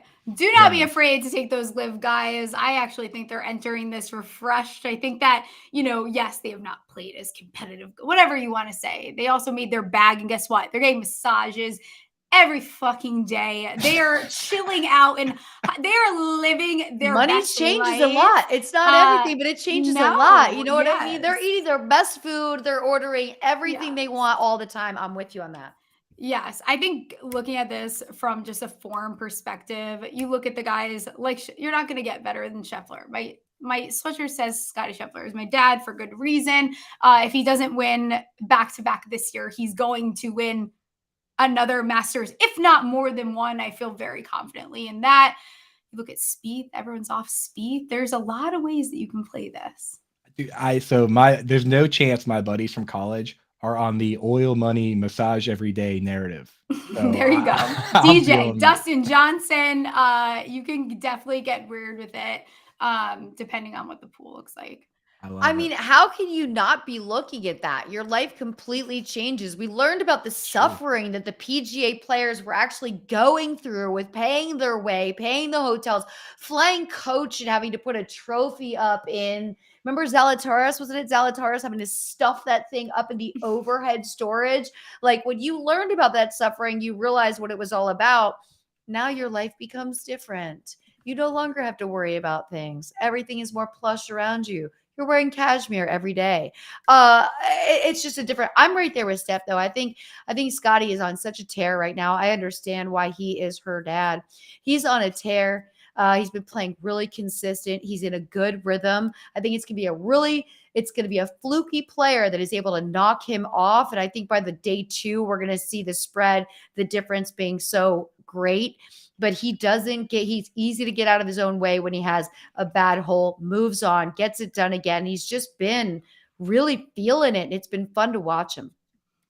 Very fun to watch him. All right. Well, that's what I needed to hear. And not only am I picking him for my squad, I'm putting a little money on him to win the whole thing. Why not? You're a little late to the party. You probably should have put money on him a couple of weeks ago. You know this, Andrew. Well, I follow you guys on Twitter, but yeah. I have one question for you before you get out of here. Who is your sleeper tight end pick for fantasy football? Because you are the tight end guy. So I think you're due to at least answer that before you get out. Wow. I come on as a guest and that's you guys. And I'm getting backdoor. Now I'm working. Now I'm on the clock. Now it's the sleeper tight end right you now. offered yourself up here for Better Sports Live. We did not give you a show rundown. There were no do's or don'ts. We didn't get any rules and requirements. So now here we are. Dude. I'm looking at some early money, and we're thinking we could get some early money with you. I'm the guest. You know what I mean? It's like a guest comes to your house, and you're like, where's the dish? I will. So I guess being a good guest, you would bring a dish, right? So I will. Yes, you would. Do not show up empty-handed. The Italian culture, that is incredibly rude. All right. Well, in honor of the Italians, I will bring one tight end dish for you guys.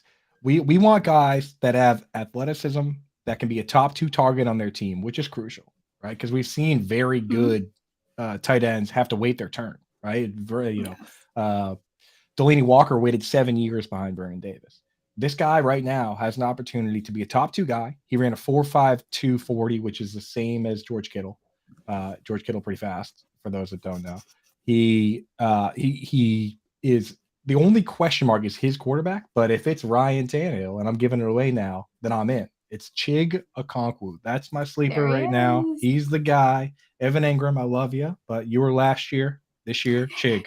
All right, let's do it. Move on over. Yeah, love him. Moving over. Have a lot of dynasty in him. Love it. And Evan Ingram really did put a good season together, and I see a lot of that coming again. But Coop, thank you so much for gracing us late night. Get your bets in. You should be listening to everything that Steph does, and it comes to covering golf. And Steph will be there, and though she won't be able to have a camera with her, I'm sure we'll be getting a lot of updates before and after on the talk and all social media at Stephie Smalls. All right, I'm taking off. I got one last thing to say. Well, two last things. First, shout out chat, Scampers, Capwise. See you guys out there. Second, Better Boss. I see you in the chat, Matt. Let's make this show permanent with these two. This is the one. This is the one the people want. All right, we've been waiting. Okay, the voting starts right here. Voting starts now. We didn't even have to campaign, Steph. Look at this. Everyone easy. follow at Coop A Flasco. Thank you so much for stopping by and saying hi. We appreciate you. And we've got our guest in the queue, Steph. So your friend that we're going to be bringing up, Len Hotchberg, who you can follow at Len Hotchberg, is going to be joining us. He is a senior golf writer at RotoWire. And Tyler said he is ready to go. So let's do it. Yeah. Hello, Hey, Len. Hi, everybody. Lisa Ann, Steffi. I didn't bring a dish, but I have some information. Hopefully, I can provide for people. Well, Len, thank you so much for joining everybody. Senior golf writer at RotoWire. You can follow at Len Hotchberg. Bring your dish to us in the form of your information for the exciting tournament that we've all been waiting for, the Masters. Yeah, it's just so many storylines. It's just, I mean, there are always storylines. It just seems like there are more than ever. Tiger, the big three, the weather, which wasn't even in my original thought process when I started writing my article, the live golfers, the new 13th hole. I mean, let's get to it. Where do you want to start? Let's start with how you feel this is going to be different with the live golfers participating. There was so much drama circling, something we haven't seen in the past in the PGA. And now it's face to face. Let's get this going. I think these players coming back must feel a sense of gratitude to be able to be a part of the tournament that they weren't really sure about at this time last year. How do you think they'll play and how do you think they'll be received? Of all the things that I mentioned, I think this is probably the biggest unknown. We don't know how they're going to play. We know they're going to be fired up and they feel disrespected, and maybe rightfully so. But they have not played a lot of golf since leaving for live. They don't play a lot of tournaments. They play 54 holes when they do. The quality of the competition isn't great. So it's really a wild card. Some of these guys, though, Cam Smith, Dustin Johnson, Brooks Koepka, I mean, they're good enough to win when they're at their best. But where are they now? It's been one of the hardest things to handicap for me, and I suspect a lot of people. Yeah, absolutely. And I think from a DFS standpoint, is there a direction that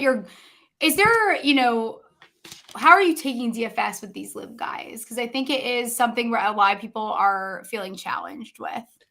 Yeah, and rightfully so. And when I do my DraftKings article, there are 88 guys in this field. I try and pick 12 that I like the best. I do another article where I rank every guy 1 to 88. But in this DraftKings article, speaking of DFS, and I picked 3 live guys. And, quite candidly, I thought I should have to have some live guys in here, just not have live guys in here. So the 3 I picked were Dustin Johnson at 8,800.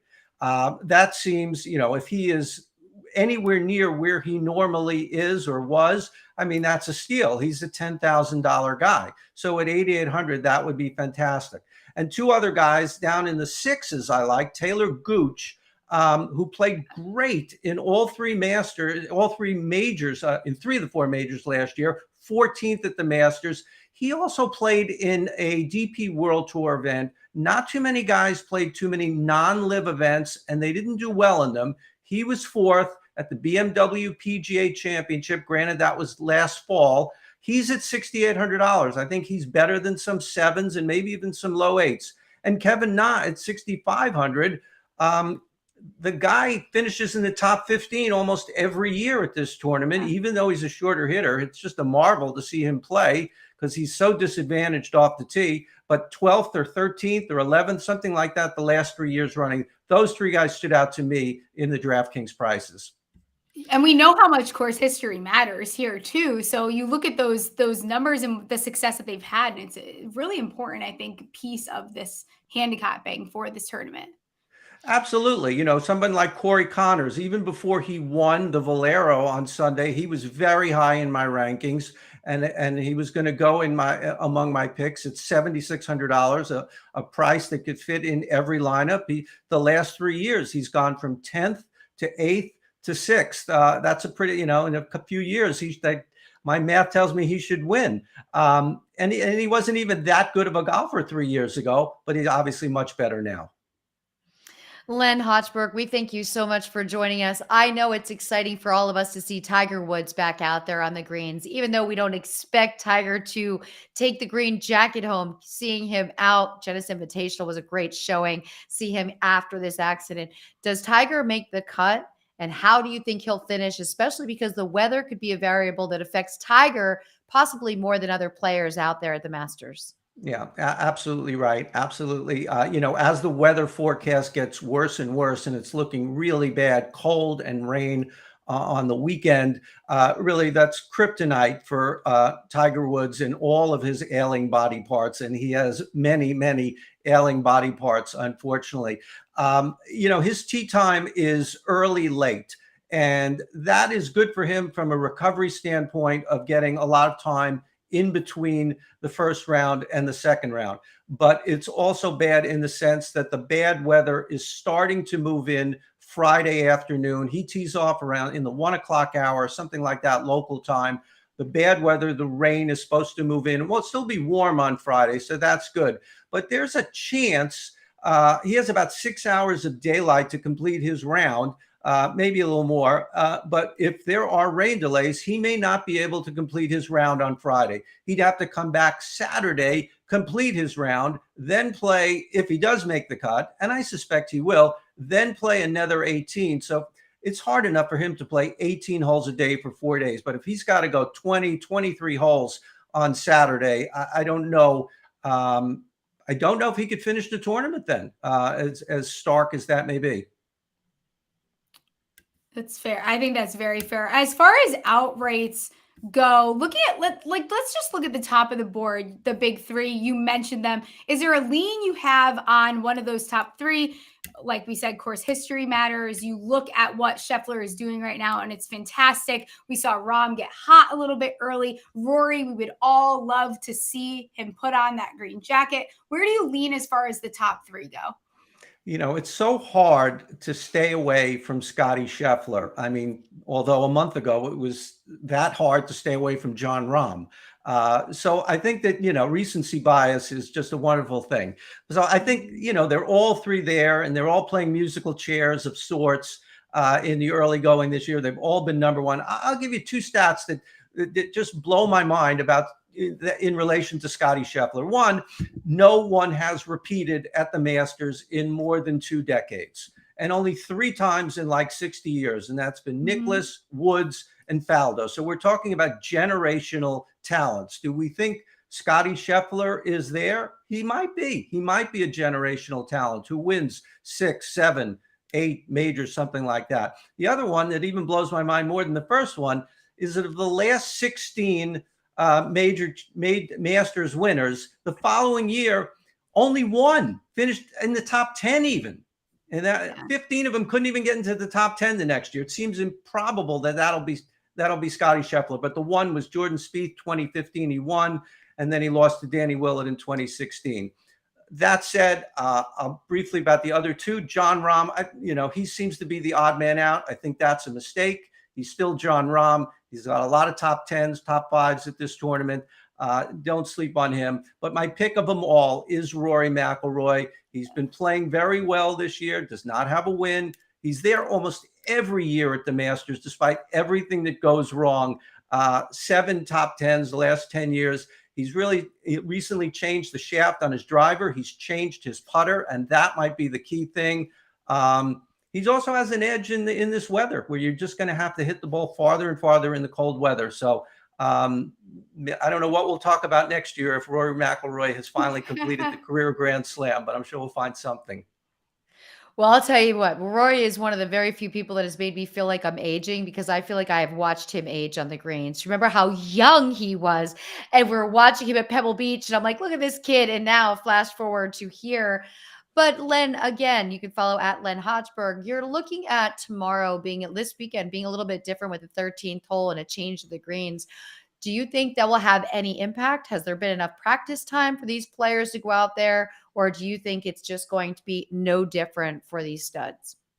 Well, I think the players have been talking about in the practice rounds. It's been a prominent topic in the week up to now. And yeah, it used to be the easiest or one of the easiest holes on the golf course. And now the golfers are saying it really will take two incredible shots to get on the green in two. We saw an indication of this last year when the 15th, the 13 and 15 are the two eagle par fives on the back nine where we could see such incredible swings. Well, last year they lengthened 15 and there was 0 eagles on 15 last year. So boom, right away, that changed things there. And, par five scoring normally is so prominent in trying to figure out who's going to win and who's going to do well. Well, par five scoring is becoming less impactful. I expect very few eagles, if any, on 13. It's just going to be hard to get there in two. The risk is so great with the water right in front there. And now with the weather, who knows everything plays even a little bit longer. So huge impact with the change to 13. And that's just what Augusta National wanted. Yeah, it's awesome. And I think, the change happens. And then this is a course said a little bit earlier. You really need to be able to use everything in your arsenal to play very well here. And that's why, you look at some of these more creative players, guys like Max Homa that don't have a good course history here, right? But are having, playing the best in their career that they have. Are there guys like a Homa, one of these names that isn't necessarily getting talked about enough? Who is your guy that everyone is maybe sleeping on a little bit? Homa's an interesting guy because you're right. He's been an incredible player this year, but he's done almost nothing in the majors. He's never had a top 10. He hasn't played in that many, but he's sort of really, this is a pivotal moment for him to face plant again in a major when he's playing so well everywhere else. It's almost like a player or a team that has a great regular season and then just, bombs out in the playoffs. So really pivotal for him, I think. There are some lesser guys. One guy who's really kind of sneaky under the radar, Sungjae Im. He's like 45-1. He's 8,100 on DraftKings. He's had a couple of good Masters. He was second in 2020. Okay, we want to look at 2020. That's the November Masters. Let's throw that out. It's sort of an outlier. But then he was 8th last year. And this year, 3 top 6s in tough tournaments, including the Players. So he's one guy I'm really looking at. Sam Burns can be great like he was at the match play, and he could be horrible as well. That's probably the big thing that's keeping him from really cementing himself in the top 10 or even the top 5 is that his inconsistency. But those two guys, they're not getting a lot of chatter this week. The big 3 are. And, Tony Finau seems to have a lot of chatter this week. I think you're upset about that or something. I think I saw that. Sorry if I just added more to Tony Finau here. But you know her so well. You know her so well. My Twitter is something that you can't avoid my Twitter when we get there. And Finau is someone, I love Finau so much. And I think that he is one of the best golfers in the world. And at some point he is going to separate himself. I think he will enter that upper echelon and we're going to get there. Is it going to be this weekend? I'm not entirely sure. And I don't know that I feel super confident about that, but I do. He's a darling because he's so likable. And I think people really hang on to how wholesome he is outside of his great golf play. Just so wholesome for sure. Yeah. Right. He came across probably better than anyone in the Netflix series. Yes. Full swing, I think. Yeah. And a lot of people, I just anecdotally on golf Twitter just said, I like him now. I'm a Tony Finau fan now. Yes. He's been okay this year. Putting much better. That's always been his problem, but he's actually a much better putter. He's had a lot of top 25s, but has not had top 10s. There's not much difference between those two, 25 and a top 10, but there is between a top 25 and a win. And he's just missing a little bit something this year. Len Hochberg, I got a 2-part question for you. It is my last one. The first part of the 2-part question is, where will you be watching the Masters? The second part is, where can all of our listeners find all of your work? Well, I'll be, I had a family day today, not to get too sidetracked, but I went with my wife and my son, and we went to a museum today. He's on spring Nice. break because I'm sort of going to abandon them for the next 4 days.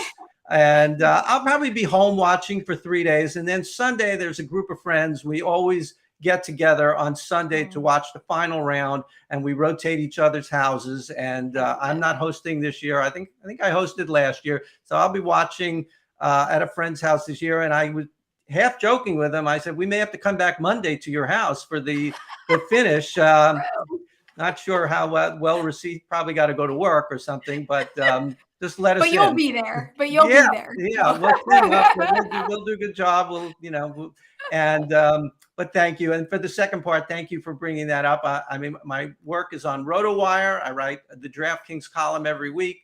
I have a weekly recap. I'm on Sirius XM radio on the RotoWire show every Wednesday, and also on the DraftKings show, The Sweat, on Wednesday mornings as well. So I was a busy Wednesday today for me. Thank you for having me. Yeah. Len is legendary. So if you follow So golf, legendary.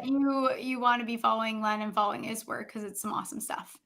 We appreciate you so much. Enjoy the Masters. We'll be thinking about you if it does have a rain delay Monday. Where will you be? But enjoy it. And Steph, we are going to go right here to reminding everybody you can watch the Masters and join us for a Bettor Cast tomorrow morning starting at 10:15 Eastern Time. Play the only live sports question and answer game where you can watch the Masters, chat with golf fans, and predict what will happen and compete to win an authentic Masters mini gnome. Only on Bettor Sports Network app. Moose and Keith will be found on bettersports.com and the Bettor Sports Network YouTube page, plus Twitter, Facebook, and Twitch. And don't forget, everyone, if you downloaded the Bettor Sports Network app, you need to refresh that app. There's some great new updates. It's always one of those things. We get comfy with our apps. We forget. They all need a little bit of a refresh. We need a refresh. So we're going to get to a quick break. You're listening to Steph Smalls and Lisa Ann right here on Bettor Sports Live on the Bettor Sports Network. Bettor Sports Network. Collectible moments. Everybody up here at U.S. Cellular. Sox 5 runs, 6 hits. The 2-1 to Bartlett. Swing shot to short. Ramirez has it, throws. Bartlett picks the perfect game. His second no-hitter.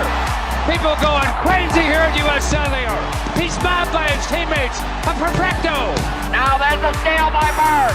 Underneath the DJ, lays it in. Right out, 1 second left. What a play by Bird. Bird stole the inbounding pass. Laid it up to DJ.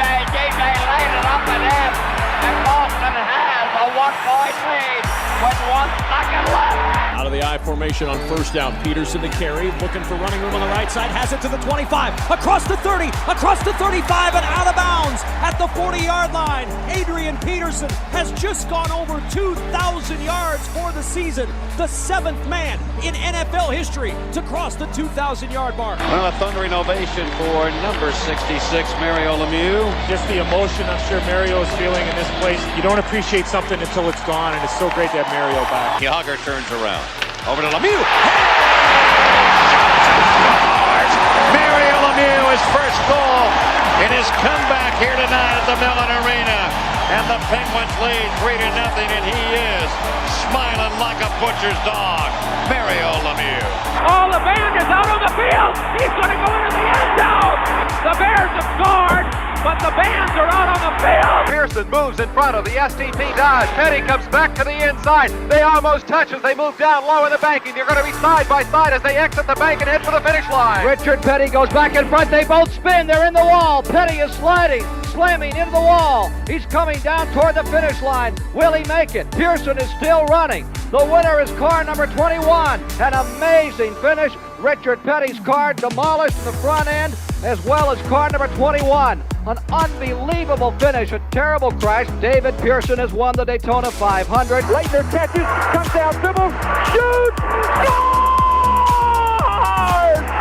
Christian Leitner has hit the bucket at the buzzer! Pitched by Downing, swinging, there's a drive into left center field. That ball is going to be out of here.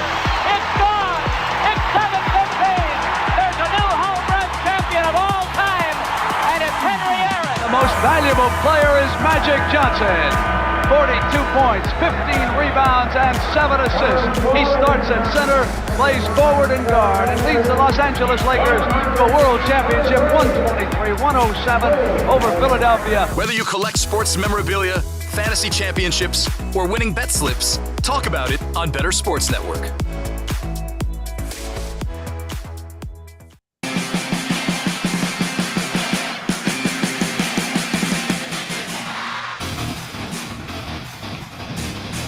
And we are back right here, Lisa Ann and Steph Smalls. We've got 20 minutes left in this show right here at Bettor Sports Live. Another break, another block did happen for me. People don't realize how Twitter is working now. So they unfollow somebody, but somehow your tweets are still being seen. So this guy was like complaining, I unfollowed you and I'm still seeing your tweets. So I thought I would do him a solid and just block him. So now he can't see my tweets. Yes, I do that one too. Like, why are you all over my timeline? I get all the time. Yeah. I don't know. Solve the problem yourself. If you won't, I'll do it for you. Also, like, I don't know how the new algo works, but it is very different. Let's face it. Twitter is the cesspool that is spinning down. We're all thinking it's going to be the next MySpace. Eventually, it's just going to be gone. Elon Musk would be smart to just file bankruptcy on this bad investment that he has. You can't let half or more than half of your employees go and think you're going to have the same product. It just doesn't work that way. It's not the way it rolls. Not at all. Just Not the way it rolls. It's not going to happen. Let's recap some of these scores in the NBA. And also, I loved Len. Thanks for bringing on Len. Isn't he the best? Oh my gosh. Yes. I love that he did good by his family today to make sure that he could have his own time. That's Smart. great planning. It's a smart man right A there. lot of men can definitely learn from that. Like, it's not that, go to brunch on Saturday, not on NFL Sunday. You can just think ahead a little bit. Let's plan. Think ahead. Look, I do. A lot of people will hit me up, a lot of radio stations on Valentine's Day and like, hey, will you give relationship advice? And I give the same advice every year. Like, do some of your wife's chores.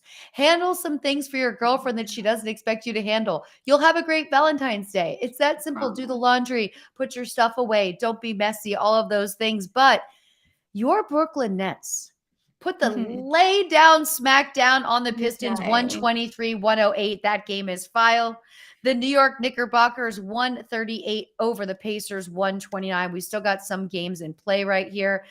The Wizards are doing wizard things. So the Hawks over the Wizards 121-102. The Celtics over the Raptors. Raptors putting up a bit of a fight, 92-86. The Bucks over the Bulls 96-86, and they're in the fourth quarter. This Grizz Pelicans game has turned into nothing again because the Grizz are over them 82-74. And those Sacramento Kings, this game is at halftime 71-60 over the sad Dallas Mavericks who have studs out there. Kings are surprising all of us. What surprised you the most about your first experience for the 3 hours here on Bettor Sports Live? Was it the robust chat? The fact that Andrew came in and surprised us? The fact that we actually talked a little baseball? The fact that I was able to do a 3-hour show with you that we've been like totally hoping for and waiting for is fantastic. The chat is awesome. Saw so many people that popped in here that I know from Twitter, from all over the place, getting the guests to come on, being able to, yes, I even talked a little baseball. I might be getting there. I'm warming up to the baseball. Warming up. And look, all we got to do is plan our girls' trip and be in the same room with Allie, because Allie can make anyone love baseball. Like, that is just Allie McCann. And, I love, you see her clips where she's like doing a golf thing or she's doing a baseball thing. And I just adore her so much. So I was like, yay for Allie. She's going to get us in the game. We'll all go to a Yankees game together, maybe a Mets game. We'll do whatever. We can get her. This is her busy season right now with golf and baseball, but we got to drag her out for the girls' trip. We have to do it. We also have to get ourselves to Barclays at some point. We'll have to do some off-screen planning because we do need a good trip. We do need a good trip. I've got the Murphy bed right here in my office that is just waiting to flip down for you to stay, and it will be fantastic. But for all of our everyone here in the chat, we know that the weekend is going to be nothing but Masters conversation, though we may see some more NFL news that surprises us because it's fluttering in while we're just trying to focus on the Masters. We're trying. And we also, do you feel that we're in a standstill too? It's like, I feel like we're at this point in the NFL offseason where it's like, we're right before the draft. probably week before we start getting a little bit more chaos coming in. Then it gets really chaotic. We're at that point where, you know, maybe more so this season or this off season than we have in the past. Like, what is going on with some of these, you know, two former MVPs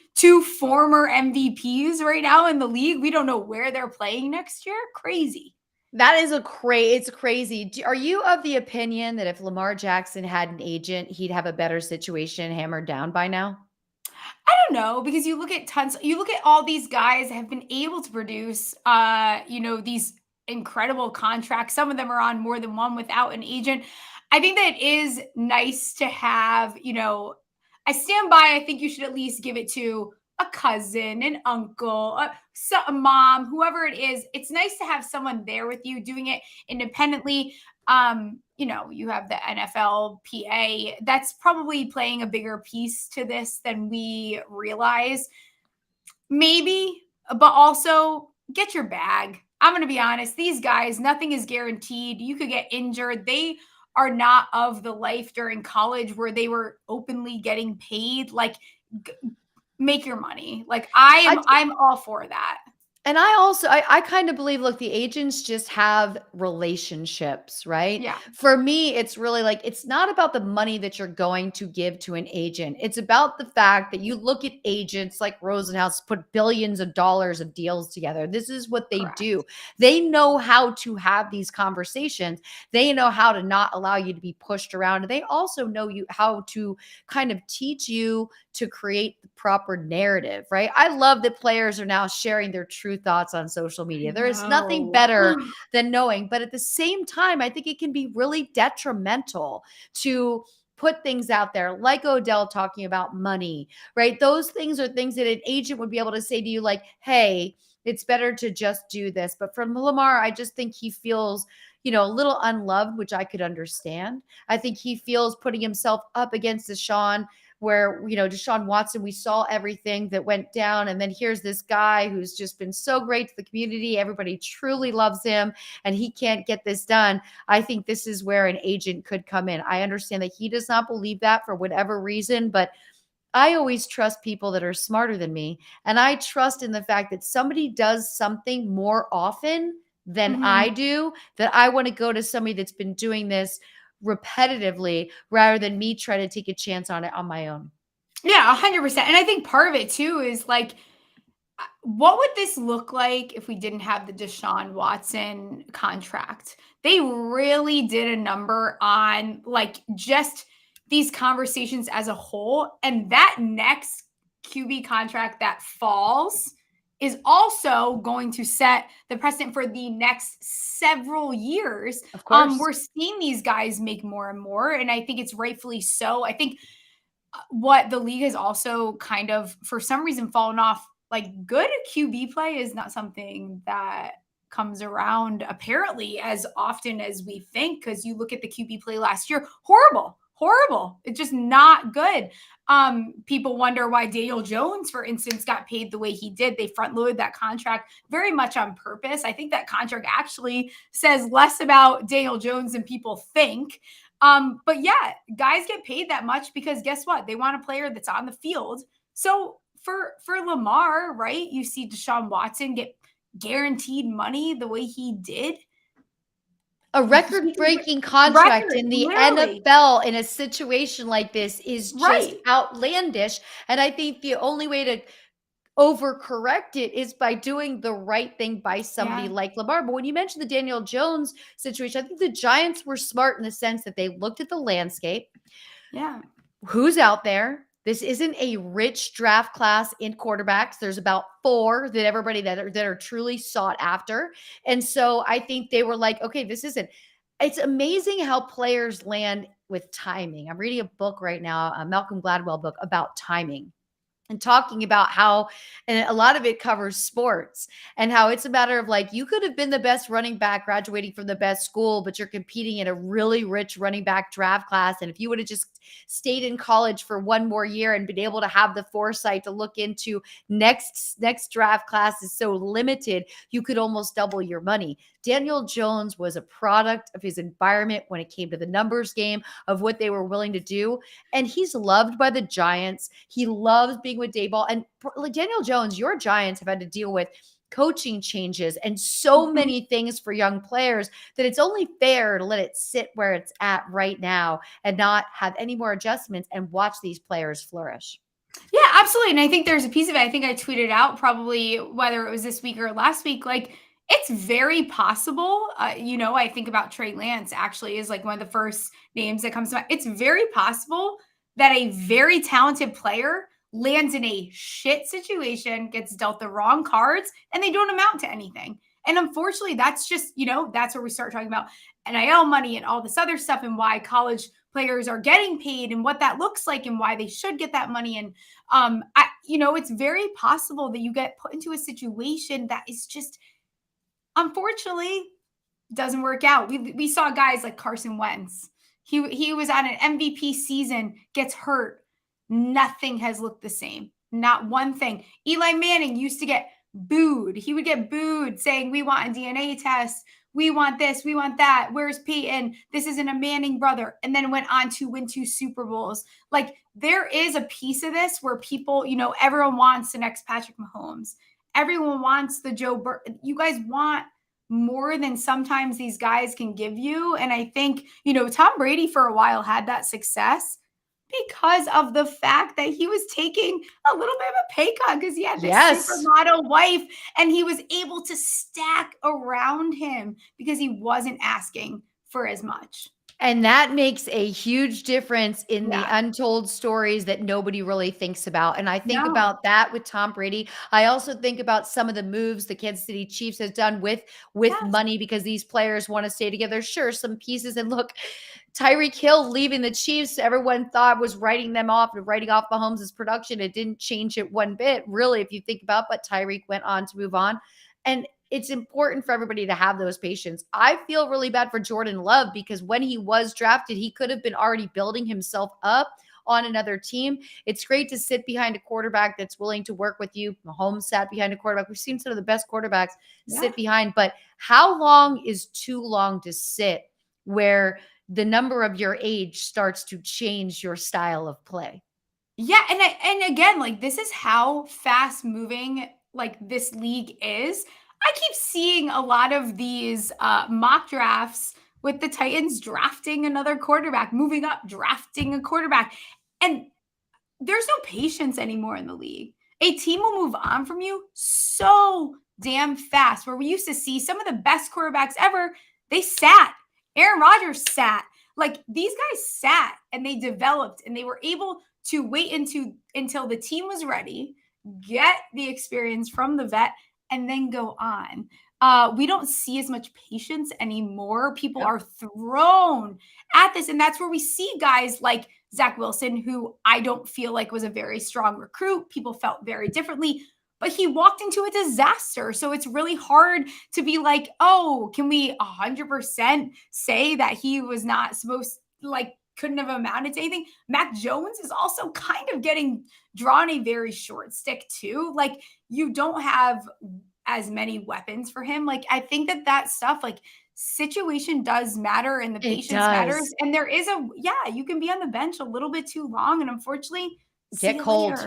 Yeah. And like Zach Wilson's a great example. I believe if Zach Wilson was the quarterback for the Tennessee Titans and he made that little verbal faux pas, right, at the presser, it wouldn't have been as big of a deal. But when you are in the New York media, look at how big of a deal the New York media made of Odell when he was a young player, right? You are under this microscope. Zach Wilson, less than 22 years old. The kid's a kid. I don't think he meant to speak ill of his teammates when he answered that question. We also have to remember that these reporters are often baiting, right? They are baiting these players. And this poor kid got written off. And like, there were so many weird stories going on. But like, when you get to the underbelly of it, you talk about people with the organization, they're like, oh, he was working really hard. He's never been late. But then you hear these reports, oh, he was late for practice. I don't think this kid was just like screwing up. But I think we let that narrative control it. And now I don't think Aaron Rodgers is one that's really going to want to be like, I'm a counselor and I'm going to help you. So what's Zach Wilson going to do now? I think it's great that Mike White got a new deal because you know what? He gets out of that situation before it makes him look bad. And nobody wants to be in a locker room where you're pinning two players up against each other, because what we saw last year from San Francisco, they need to lean on all three of their quarterbacks. And when you all turned your back on Zach Wilson over his mistake and didn't allow him to be part of the conversation, you didn't allow yourself to have a backup quarterback. No, you didn't. And I think that you put yourself in such a bad spot. And the pinning against each other is so funny. And poor Zach Wilson, I will say, the New York market is unfortunately brutal. Horrible spot for him to come in. Just not a great situation. You have the mom stuff come in. You have all of this come in. You have pulling archives, which I'll be the first to say. I did a TikTok in his archive that's like, I'm going to give the vet that comes in hell. He wasn't expecting that to be Aaron Rodgers. Like that's not the vet he wanted. You're not going to have stories turn out like Geno Smith.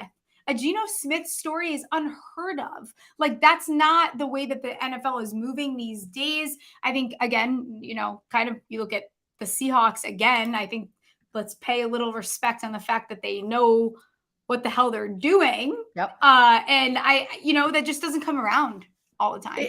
It doesn't. And it's just the way the narrative is so crazy in different markets and the way it's so silent in others really shows you an incredible amount of pressure that these young players are up against. And they are just young people. And we all said dumb shit when we were young. Like I imagine the pressure, you're just finishing a game. You didn't play well. You're embarrassed. I mean, you get a little bit of training in college, but it's not the same. And I am so pro the NIL deals because the amount of players that will never make it to the pro, especially when it comes to women's sports, the ability that they have to build a brand for themselves, to make money, to set their futures up, and to be able to create their business as an influencer, as a brand is just so next level. The colleges have been making way too much money and the students were getting nothing for it for so many years that when it happened, I was like, this is the best thing ever. But it's a bummer for players that were 5-10 years ago who maybe got in a little bit of trouble because there was a side deal. Because let's face it, all of these schools were doing side deals to lock in players for 100%. years. 100%. Years. And now there's these transparency. And then you look at some of these guys whose careers were cut so short, the Todd Gurley's and all these guys that, Todd Gurley, Melvin Gordon, where's he going to end up? All these guys, imagine if they were able to at least, you sacrifice a lot of your life to be an athlete in college. Like I remember having that opportunity and being like, not going to happen because I also am like, I need my degree and I need to focus on that. And that's what my dad wanted me to do. And I was like, great idea. Nothing is going to come of this. So I need to make sure all they're doing is making sure that their lives are set. And I think that's very fair. And they deserve to be making the money. There's nobody on TikTok making millions of dollars. These people are selling tickets to seats. We're watching them on television. We're using their names in sports betting. We're putting them in a fantasy roster. Our producer at Heavy T on air, we want to thank you for everything tonight. But by the way, with the Bucks win tonight, they officially clinched the number 1 seed, which is absolutely fantastic and scary for the Celtics. But I think the Celtics are they remember exactly what it tastes like to be in the spot they were in last season. I think they go hard for the rest of the series.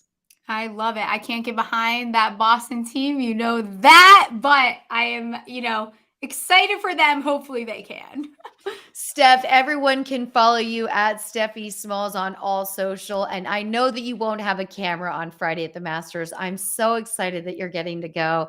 And I know that you'll give us a little before and after on all platforms, and especially a very unique take on your TikTok. Oh, yes, of course. I will figure something out. I will sneak in a sandwich. I'll sneak out a sandwich. That's what we need. I can't bring my phone in. I'm getting a sandwich out. So we'll, give or take here. We'll see. It'll be good for me to get off social media, but I'm going to have all the reviews to come out right after that. It's one of the things I love most about the Masters is the fact that everybody is living in the moment and actually watching with their own eyes and just enjoying it and soaking it in. You never soak in something fully when you're up and down and up and down. I want to thank Brad Thomas for joining us today at 7:30. You can follow at Mr. Brad Thomas and Len Hochberg. Just a delight at Len Hochberg, our producer, better boss in the room. Everybody who was here with us in the chat and Steph, like this has to happen more often, right? It does. Yes, this is a blast. It's so exciting. Like I feel So like I got a a little quick bit of would déjà you vu. rather for you. Okay, let's Would do you it. rather play a round of golf and win versus Daniel Jones or your Giants make it to the Super Bowl? Yeah, I mean, we got to go back to the Super Bowl because I'd love to see Daniel Jones get to the Super Bowl. It's a little bit of a double win for me there. Last one here. Would you rather cut down the net at the NBA Finals or coach your Giants in their Super Bowl game? Oh, man. I don't think they want me coaching, although I think I could do a better job than Joe Judge. I will cut the net. You can cut the net. You can keep the trinket. It'll be back there with your biggie stuff right there. Thank you all right here for being in the room. Don't forget to share all the social media at Bettor Network. You can also share the links to these shows. We'll be looking forward to seeing you. We'll be looking forward to seeing everything Steph does when she's in Augusta. Steph, I absolutely love you. Thank you for joining me tonight. Everybody, thank you to all of you. Tyler, you are awesome. We are signing out. Don't forget about the Bettor Cast tomorrow while you're watching the Masters. It's going to be a ton of fun on the app. Lisa Ann and Steph Smalls right here signing off on Bettor Sports Live, the Bettor Sports Network.